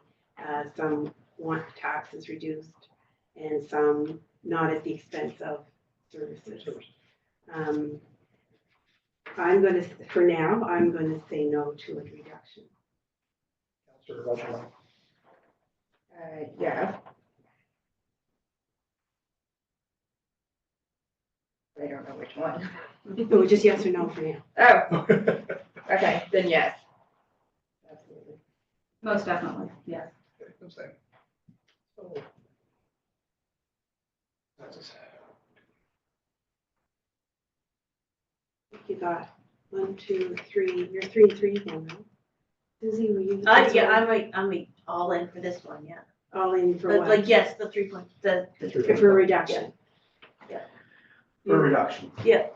You're for a reduction. Yes. Okay, sorry, so that you, Not for a reduction. so you have a reduction. 5 It's only to 2. 2, it's 5 to 2. That takes the next step. So now we're down to B and C. Great. So is it a 3.5 cent reduction or is it a 5 cent reduction?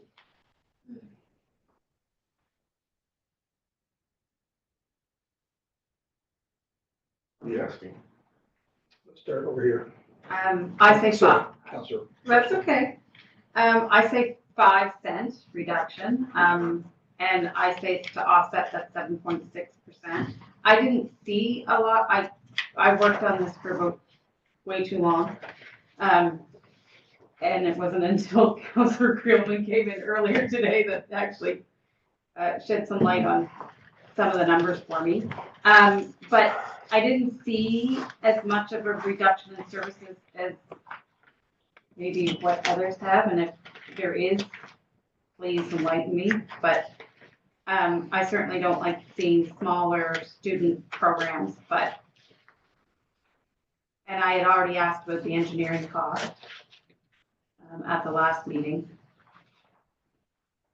I think the residents deserve, and especially with the growth that we're having, I think 5 cents, I'm all for the 5 cents reduction for town residents. Councilor Roger.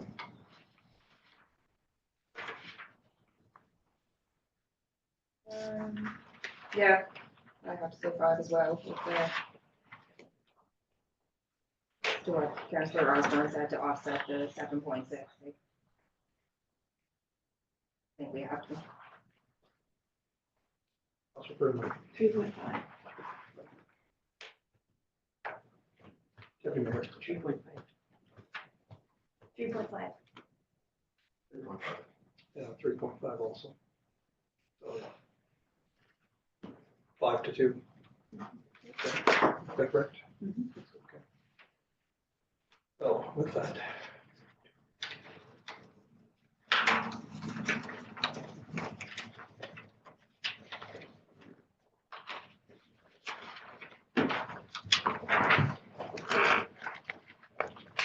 You're ready for the motion? I believe any more discussion before. Just we should do everything by flow charts from now I on. know, this was great. It's fantastic. I couldn't pull off the process. Once I seen this, I went, oh, that makes some sense to me. So, yeah, cool. Okay. Councilor Brown, please. Okay, so just to make sure, we're option C, right? Yeah. Okay, so I move that council approves the 2023-2024 general operating budget totaling $2,604,440. And further, that after crediting all probable revenues of the town for 2023-2024, the tax rate for the 2023-2024 fiscal year be set as follows. Residential tax rate, $1.58 per $100 of residential assessment. Commercial tax rate, $3.45 per $100 of commercial assessment. And further, that a fire protection charge be set as follows. 10 cents per $100 of residential and commercial assessment. And further, that a solid waste collection charge be applied to residential bills where applicable as follows. $151.36 per residential unit in town of Stuart. That was moved by Councilor Berman, very eloquent. Seconded by Deputy Mayor Chapman. Discussion on the motion. As we call, all in favor? Aye. Opposed? 5-2. So, thank you, Council. Okay, next.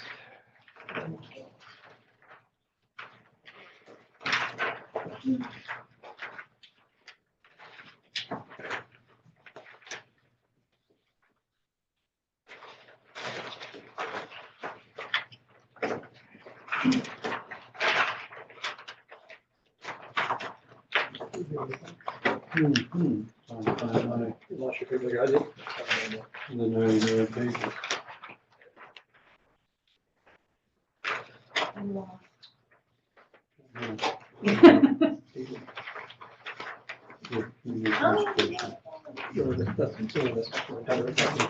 I can't find that.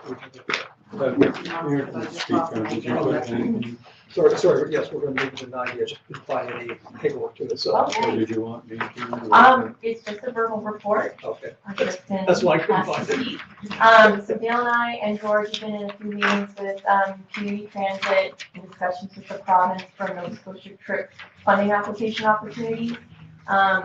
I just submitted an application to the province so we can get a feasibility study, hopefully, should it be approved, done here in Studiac to see if CTCL could have a bus stationed here in the town of Studiac to service our area residents full-time. So that's what that application is for, and the approximation for that amount of money is $20,000.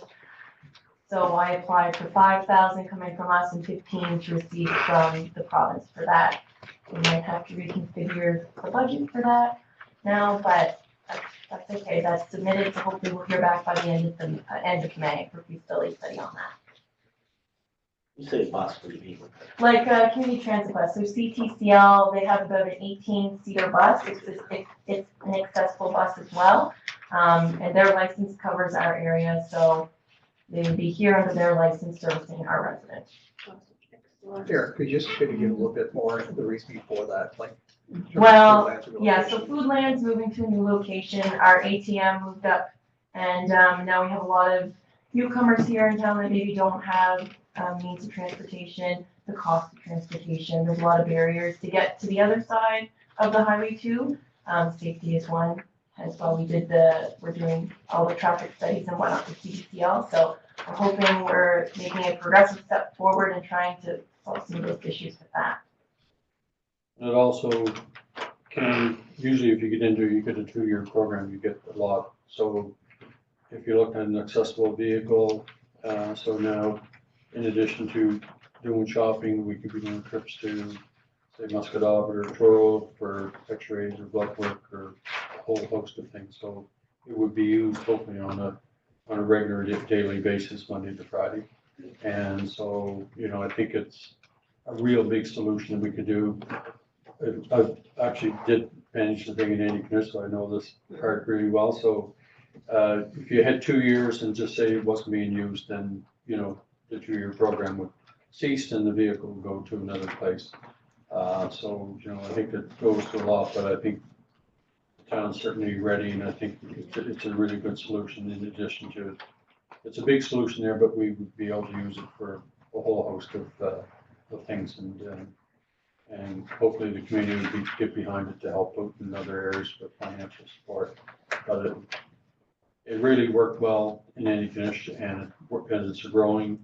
If you look at anything you want to look, if you look at the Rural Transportation Association or RTA Rural Rides, you'll see where all the different places that have these Hans Rider, CTCL, you name it. So it's more affordable, you can move people around, and, you know, it's a natural way to go. And we would be high on the list because we don't have a taxi service here in town. So it's great. There's a lot of good work done by Aaron on this, so appreciate everything, but it's I think from council and the sort, it'd be a great thing to have here. Any questions for Aaron before we move on? And again, after those sentiments, I put a lot of work into it. I get to piggyback that sometimes. Thank you, Aaron. Appreciate it. Okay, 9E, tax sales section of MGA. Package, please. So again, any discussion you wanted before I move to a motion? Explanation. Councilor Osborne. Is this, are we looking at doing this like by tender instead of getting a real estate agent? Is that my understanding? This would be by tender, there'd be closed bids. Okay. That's what we did for up in Main Street. They would come in, they'd be promoted. Tax sales are a little different because you actually have to hold the money in trust for 25 years, I believe it is, in case there's some change. But that's the process that would be, we put it out, there'd be sealed bids out for the piece of property. They can go with the realtor, they can get anyone to give like what it would be is an appropriate bid, let the bids do come in. And when we had the 8 Main Street, it was a wide range of bids. Sorry, I didn't quite, I'm sorry. I didn't quite follow. So it's not like a tender, like what we do like for paving? No, it's the people would put sealed bids, and when we did the 8 Main Street, we had people that showed up for the opening, Right. and it was given to the highest bid, actually. And do we tend to get more, I guess I'm looking for visibility. Do we tend to get more people than we would with a realtor? Like this is a property that we're looking to sell through tax sale, right? That's right. Okay. Up in 50 members. Oh, okay, okay. You know that.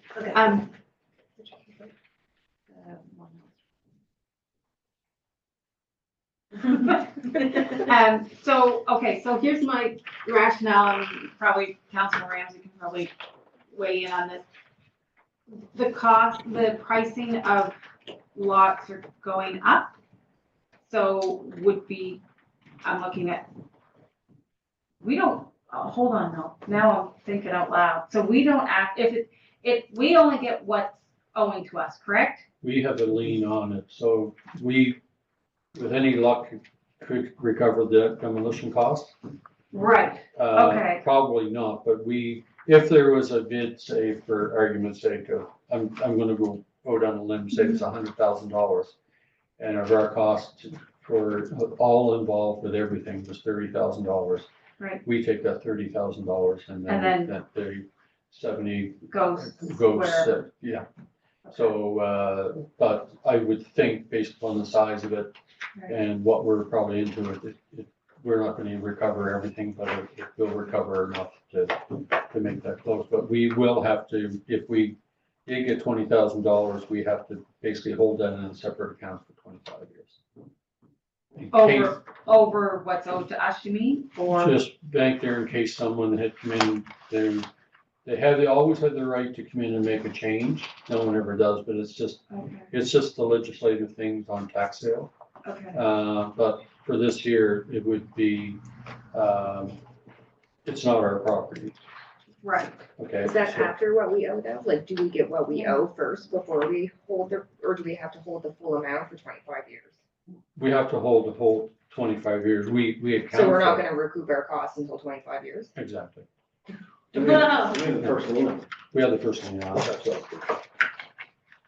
So we can take, I guess, probably the first, what we have our lien, the rest has to remain in an account. Oh, so we can take our, Take Money. that portion of it. okay, 'cause I think that's what I was Yeah. asking, and I think that's what We Councilor recoup Rothwell any, was asking. yeah. I'm saying like we did 20,000, if we had the 100,000, we took the 30,000 out, then we have to hold the other. The 70. Okay, yeah, sorry, that's what I was asking. I thought you meant we had to hold it all for 25 That's what I thought years. too, and I thought you meant 70 goes to. Okay, That- so then I'm back to my other question, is it better for us to get the most value by doing it through real estate or through RFP? And Councilor Ramsey might be able to answer that one, I don't know. You can put them in though, right? Like, can we have somebody appraise it and if they say it's worth? Yeah, that's exactly what it's worth, but I think you might be right. If you went to a real estate agent, you're probably gonna get more. I'm not sure we do it, probably the best thing. I don't is- know how you can do it, but I'm just saying.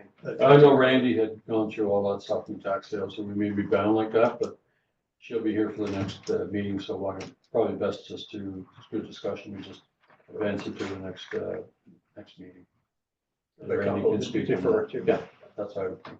And I had asked her one question about it and she said, where it's just the one property, that this was kind of the easiest way for her to do it for staff. I'm assuming she would expect to get the same amount of money however you did it, or she would. Yeah, I've had quite a few people call me thinking that I know more than I know. And, they were wondering when it's gonna up. You know, can you give me an inside track? You're gonna, yeah, it's just, if you dealt with an agent, then you know what you got. Yeah. So a question of that, if the agent sells that property, They take they commission. take the off. commission. But you can negotiate that commission, correct? You can, yeah. So consensus to defer, Oh, yeah, sure. everybody? Okay, sure. Thank you. Thank you for answering all that. So we'll go down to Mr. Bowler for Riverside, Lewis, Pleasant, Hill update, please. Essentially, that's where I gave there earlier, we're anxiously waiting to see what the bids come in. We're anticipating a number of them, and so we'll make it known when we'll have the opening, and say the bids should be in, and we usually, once they're all in and it's closed, we do it at, close at 2:00, we open at 2:15, and we'll see where the bids are. And then we'll see if you can breathe or not, just depending on what they are. So it's cautiously optimistic that our budgeting or forecasting is gonna be good, so. But we'll know here very shortly. I'm really excited. That arguably was one of the biggest check off that we've had over the last few years. And, I know the mayor and I drove up, Riverside yesterday. It's in tough shape. I go down there 10 times a day. I wore 2 trucks out. Yeah. Only two. In a week. Even walking, I wasn't gonna break a leg. Oh, it's just, It's done. yeah. Any discussion or questions? Thank you, Mr. Bowler. Okay, we're moving into, some people might have missed it yet, Council Curtis. Town days discussion, and we'll pass it back to Aaron, please. I just put in the rough draft of our town's day schedule for this year. I'm sharing the committee council, so I thought I'd bring it up, just to keep you guys up to date on what activities are specifically being planned. Things pretty well on track for you, Aaron? Yeah. So far? Yeah. No panics? No, we started with enough this year, so that's good. That's the key, right? Yeah, that's that. That film party is great. I'm Yeah. glad you got me in. Last year, adults and children, that maybe in one, not sure that was, but. The laser tag. Yeah, that'll be new, the teen focus evenings and new edition, so. I think that'll be a good draw too. Yeah, they'll love that. Oh, it was great. Good work again. Okay. Paige, back to the petition or the correspondence.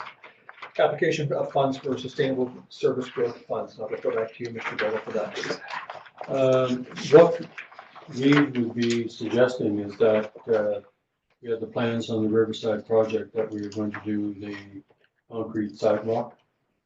So we had a budget of $300,000 to put an accessible, it would be part of all of our walkability accessible, to put the sidewalk from down at corner Joffrey and Riverside, straight up full to up by the highway. So we could take this money for here, which is basically say $270,000, and we'd only have to take $30,000 of reserves to make this work.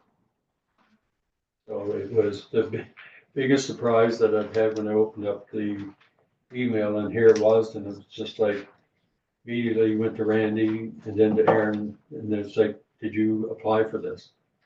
And we didn't, so it was a pleasant surprise there, and it's a perfect, there was no application. I think you have to apply after the fact. Well, you have to do it for certain projects, but I mean, the ideal thing for us here is to respectfully ask that we apply that to that particular project. That would give us a really first-class sidewalk for a fraction of the cost we expected. So that is an eligible project? Yes, Oh, it because it's under accessibility. Exactly. Where was it, sorry, Bill? Pardon? Where were you, sidewalks were? This would be on when we do the Riverside, Pleasant Hill and Lewis. So we had talked about running a sidewalk all the way from the corner down by SF Auto, not taking it from down across down by the river, that piece, but from there right up to really the number 2 highway up past Pentecostal Church right to the end. It's on that side of the highway because we don't have the break with the Canada Post and the pharmacy. And also on this side, we'd have to move poles to the other side.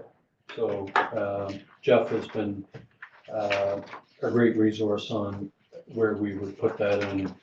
It would be a first-class street compared to what it is right now. There'd be a lot of walkability, and it fits right in there, and it just fell in our lap. So would that reduce this? Because we have budgeted 340,000 for sidewalks. Yeah, that would fall within that, we would reduce that. We were gonna take that part of reserves and stuff to fund that, but that would be part of that budget there. So that parking space on Riverside. Yeah, that'll be a bit of an issue, but I think we can probably look at some type of controlled parking, and then there'd be additional parking probably. We own the property where the vehicles parked by the doctor's offices. We have an acre of property there. So, but the sidewalk would go where the people park now? Yeah. Okay.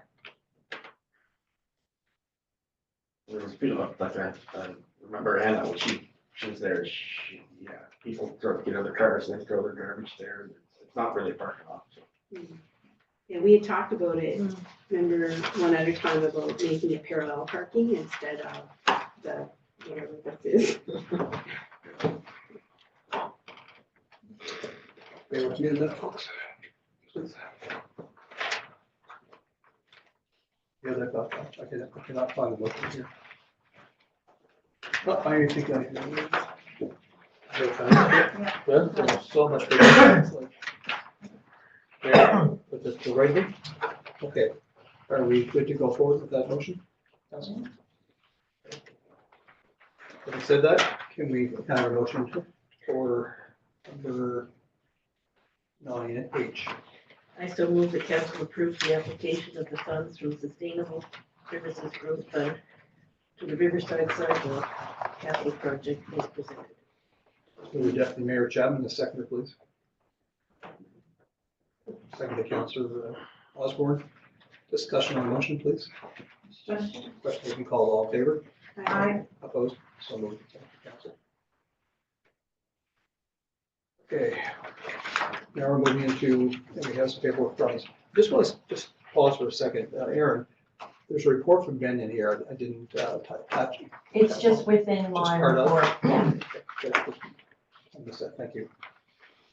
So we'll go on to nine, HR. HR committee report. We have a breakdown that Councillor Truman and I believe Deputy Mayor Shannon kind of all met and worked together on, but paperwork.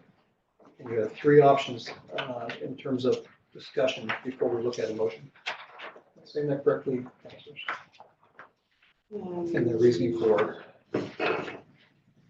Well, I guess three motions are required. each separate. Yeah. And the councillor just wants to say for the record, flow chart.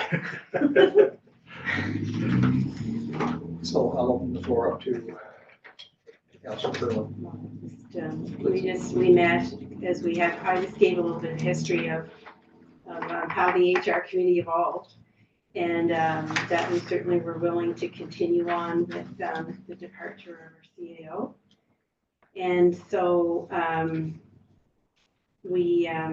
staff did go out to get some recruiter quotes, and they are attached. And they are the same three companies that bid on the project last time. And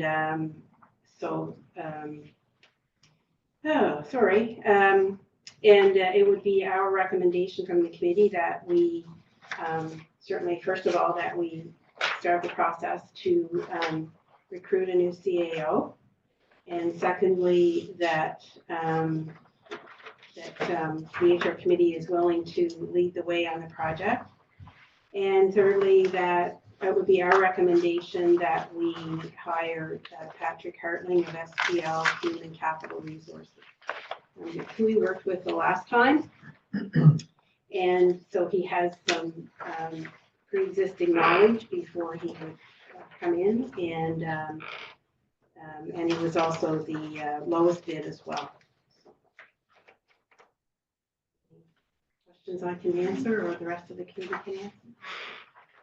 I'll give a lot of credit to both Deputy Mayor Chapman and Councillor Grimland working on this, and I was part of this site coming in, not being that last process. I know Susan and Councillor Grimland, you time the weekend, really appreciate it, as is Deputy Mayor. Open the floor up for discussion on this, because there's going to be three separate motions as we move forward this. On that discussion and a motion each time, please. Councillor Osborne. I have a few questions actually, just because I wasn't here for the 27 process. So what can some of these questions are like, so when do we have a job description already formulated? Well, we did. We went through the process before, and that's what we used when we hired Mr. Vogel. And so those records are still, we still have them. He worked with us to help and met with staff, and we tweaked the job description from the previous CAO. He also did all the, the advertising and was the lead on a lot of that stuff with us. So are we able to see the job description, or is that, or are all the decisions just made by the committee, or are they? We reported to council at every meeting, and anything that needed an approval, it was approved by council, so I would assume we would do the same. One of the things that I was really impressed with was that in a small town, there's going to be people that apply that are, if they may be related, they might be your next door neighbor, whatever. Patrick went through and he scored them on the same criteria. Didn't matter what their name was or what their address was. So we got the best candidates. Would be rated as the top. I think we interviewed 5 at one point, and it was all based on the same criteria, Right. Which sort of took it out of our hands, and no one could say, "Oh, they got interviewed because of whatever." So. And so in that policy, do we have a diversity policy within that? Do we look at diversity when we do our hiring? You did mention the diversity in I believe, it was written with the right terminology of the day. So maybe there wasn't as much emphasis on it as there is now, if I can say that politely. But yeah, definitely. So That was that'd be another updated. good use of having somebody like him, because he's more up to date on the current practices than we are. So then it would be up to, it would, like, so then he would bring that up to date with what's happening now and like the job description or, and those policies and, okay. And so so does council approve the job description or does the committee approve the job description? I would assume that council does. I don't remember exactly, Councillor Osborne, but if that's the will, that's what we do. You bring it forward and Absolutely. 7 heads are better than 3. We're looking at 11 weeks approximately. They all took, you know, We're in that I'd be month. thinking we're doing pretty good if we were done in Oh, 11 yeah. weeks. No idea. I noticed, and I can read them totally, sorry, read them. No, yeah, I'm done.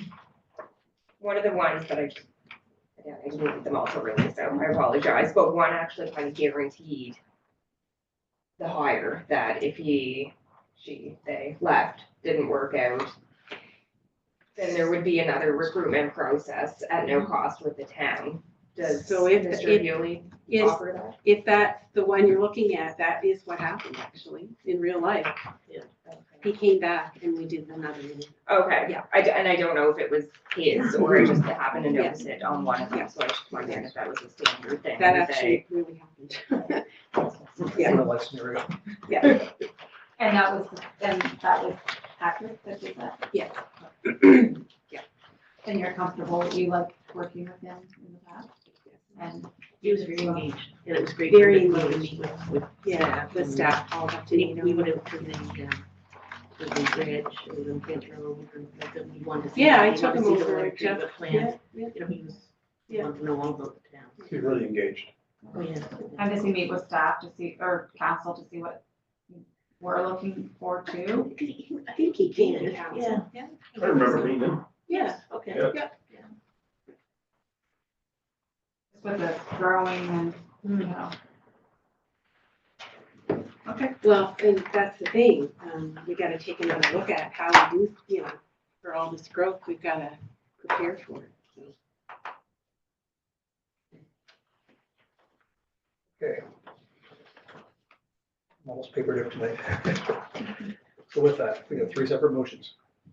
Are we comfortable to move forward? I'll take the first one first, please. So I'll ask for that motion. So I would move that council approve the recruitment process for the CAO position as presented. Councillor Quinn, seconder, please.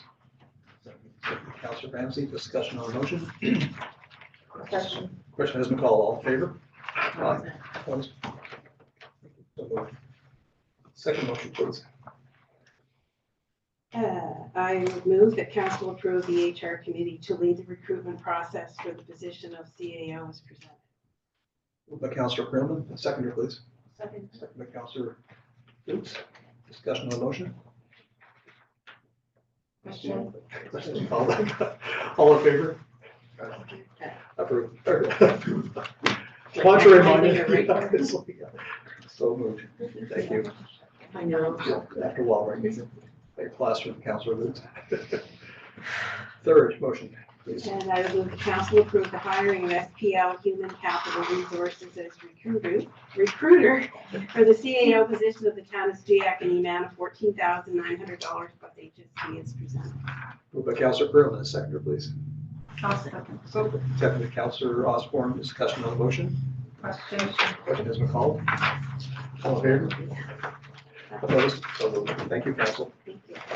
Thank you, Councillor. Councillor Deputy. Okay. We have no, I'm gonna mess up. I got to forget this.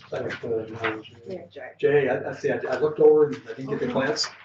We had an amendment, the first part of the agenda by Councillor Osborne, so that was property tax policy. Yeah, it's not really about I don't know if it's about the policy. I had a couple of residents reach out to me because of the federal government strike. And so they cannot get their notice of assessments. And so I just thought might be cleaner if there was a motion on the table for staff.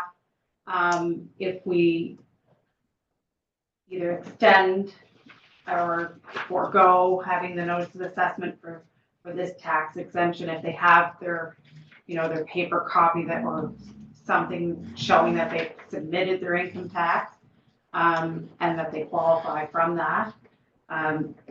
We don't know how long the federal strike's gonna go on. I mean, we could put a date to September, but then what if the strike goes on longer than that? We've never been hard fast, we've been always very flexible. So the environment that we're in right now, we'd be very flexible to see how that goes. We could be this time next year, depending on the strike. So, we'll, once things gets cleaned up and if people needed 2 or 3 weeks or whatever extra time, then we've always been, not so hard fast that it had to be a certain date, a certain stuff at such time. What is our deadline for that? Is it May 2nd? May 2nd is the deadline for, taxes and things that you win, and it's, Which is next week. it's next week, and, it's going to be interesting because, that's 155,000 people that are off the job, so there's going to be a backlash. But I mean, for our policy, is it May 2nd as Yeah. well? I believe it's May 2nd. But we, even in our years since I've been here, Right. if we get into areas that it was there, we've always did the extension was, but hard and fast because of more of a humanitarian type thing. Okay, so if someone comes down May 3rd to file the tax exemption form, we'll still accept it? Is that what you're saying? We'll accept, we'd accept it, but if they come in on the 15th of May and do the same thing, then best thing when someone is in that is to call and get some advice from the town, because we've always been able to work. The unfortunate thing is I don't know who they were speaking to, Okay. but they said that they called. I had actually had 2 different residents. Okay. So I'm not sure who they spoke to, so, because I always direct them to the office first. So that's why I'm raising the issue. So you want me to Just send Come them, to send you? them to me. Okay. So it's per past practice. That's past practice, and then Randy, go back to first week, we'll look after it. Thank you. Good kind of luck. Thank you, Council. Okay, we have no bylaw and policy. And we're now moving into number 11, citizen comments. So, Leah's downstairs. Leah, can you hear me?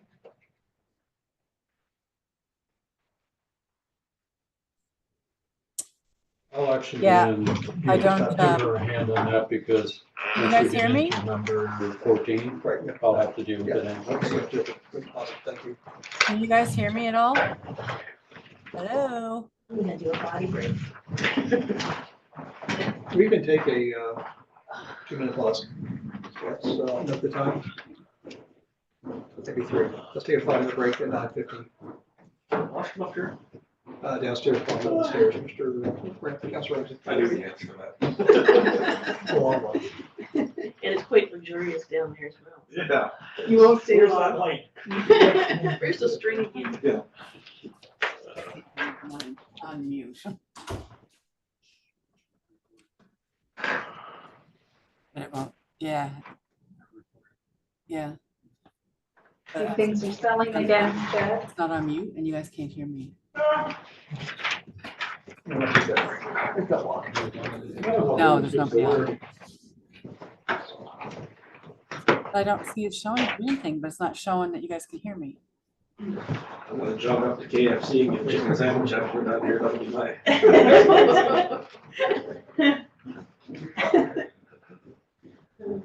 If they're open, but. Yeah. Sometimes they Is it still close. going? Yeah, so Yeah, recording. Yeah. You can hear me? Yeah.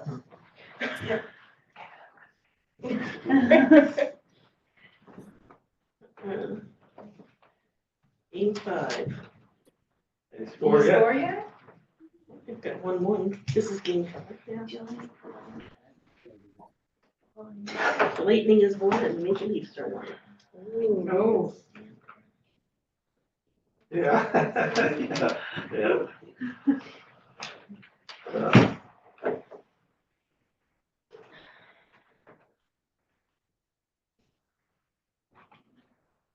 What's plays tonight, New York and Winnipeg plays, they could get beat up tonight.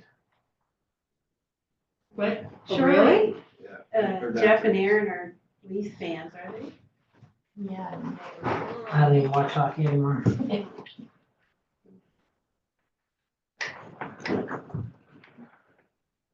I actually don't either, but I brag when it's good. Yeah. I'm Montreal's out, and I just know who I don't hope for. I hate Boston Bruins. Sheldon. Oh, yeah. Love them. I hate the Boston Bruins. Sheldon, the more he liked me, the more I hated him. So I'm the only Canadian that doesn't care about hockey. Remember the night that we all were. Or you just changed it, you it's and I 2-1. and- What was it? Yeah, or EA and I. Yeah. That was fun though. Russell was a diehard Habs fan. Judy came up after he passed and brought me a sweater of his. Oh, nice. Montreal sweater. Well, it's now 2-1 for Tampa Bay. Way to go, Rebecca. Yes, because I opened up the TSN app to put it on. What is it? 2-1 for Tampa. Yeah, 10. When they had 10 games, they had the chance to close out series at Toronto. 10 games are cursed. I just want to see them break the curse. Yeah.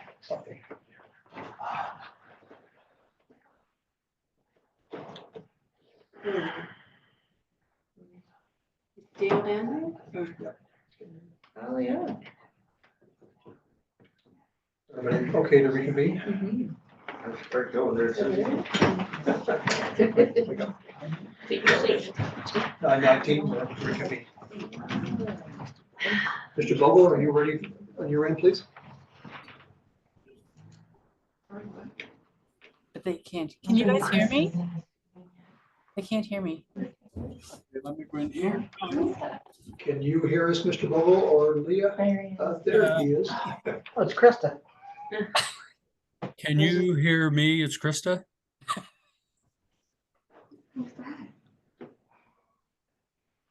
Okay, are we good? I'll just go tell. We all want to know. He doesn't come up those stairs near as fast as you do there. First call. Moves on. None of our speakers seem to be working, so Oh. we can hear you, just nobody in the gallery. No No comments. no comments? No. Okay. I knew that wasn't Dale. Stairs. We're trying to run I'm back. sorry, I thought you were, Computers I not thought you were Dale. Okay, thank you, Leah. No. And now you're on tape with that. Yeah, holy shit.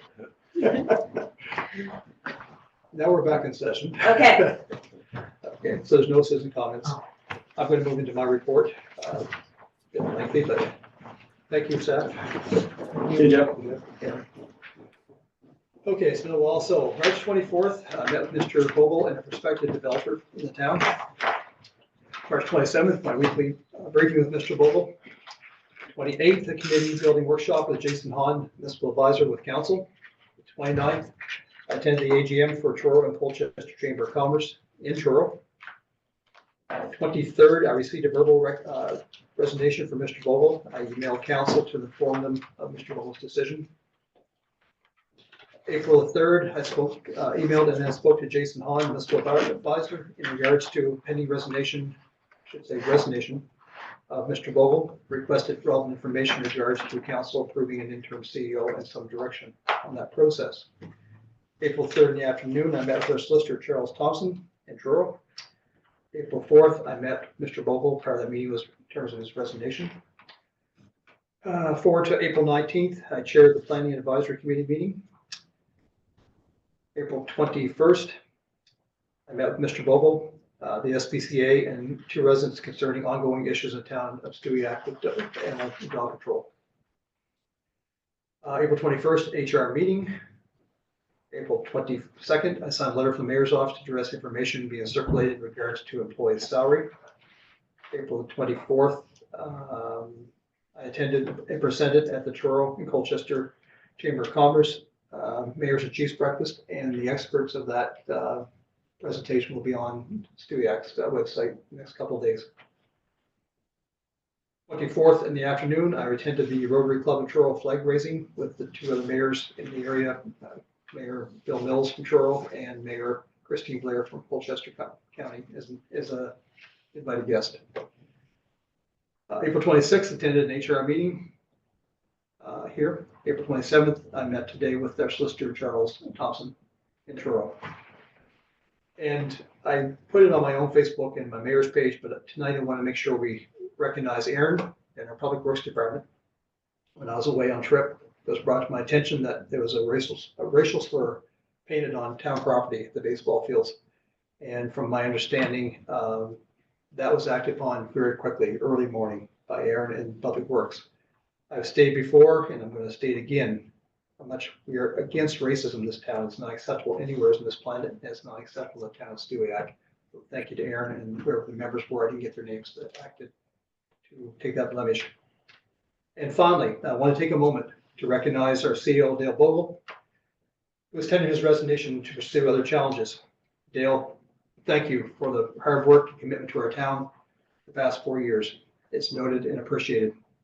When I was first elected, you took the time to ensure a smooth transition ensued, and I appreciate you going above and beyond. It's something you did not have to do, and I note that and appreciate it. So on behalf of staff and council, all the best in your new position and your future endeavors. And again, thank you. That's the end of my report, and I'm going to start with Deputy Mayor Chapman to my left, please. I attended 2 HR meetings. I attended the Mayor's and Chiefs Breakfast, attended the Library Board meeting, Business and Tourism meeting, Committee Building Workshop, and I just want to congratulate Lone Retreat and Coldstream Clear on their recent awards. Thank you, Deputy Mayor. Councilor Hoops. Nothing today. Councilor Ramsey. Nothing tonight.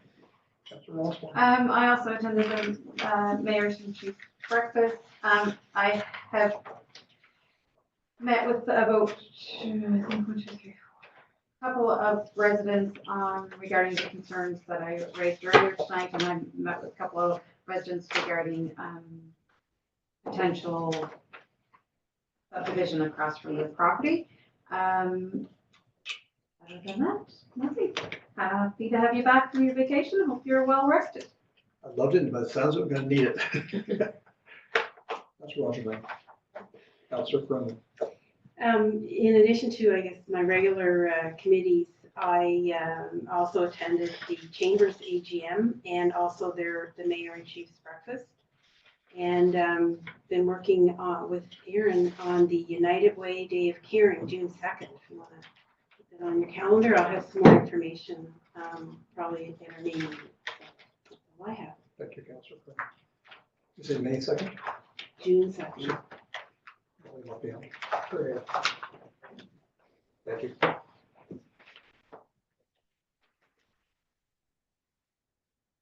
Okay, that's council report. We are going to move to an in-camera session. We are joined tonight by our solicitor, Mr. Thompson. Can you hear me, Mr. Thompson? Yes, I can. Can you guys hear me? So I believe, if I'm not mistaken, what Leah has told, our speakers are down. Is the volume up on the TV? Where's the, remote here? Just try that. We do, yeah, we do have to make a motion on camera. So we have to call him. We have to call him. Can you hear me? Oh, yeah, like that.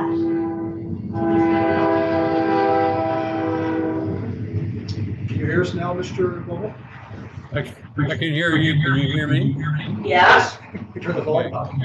Councilor Lewis takes credit for this. He's a tech. He's a tech. Mr. Thompson, can you hear us, sir? We'll have to ask anybody that's not, that's in the gallery that need to sign off here now, please. Do the sign off first.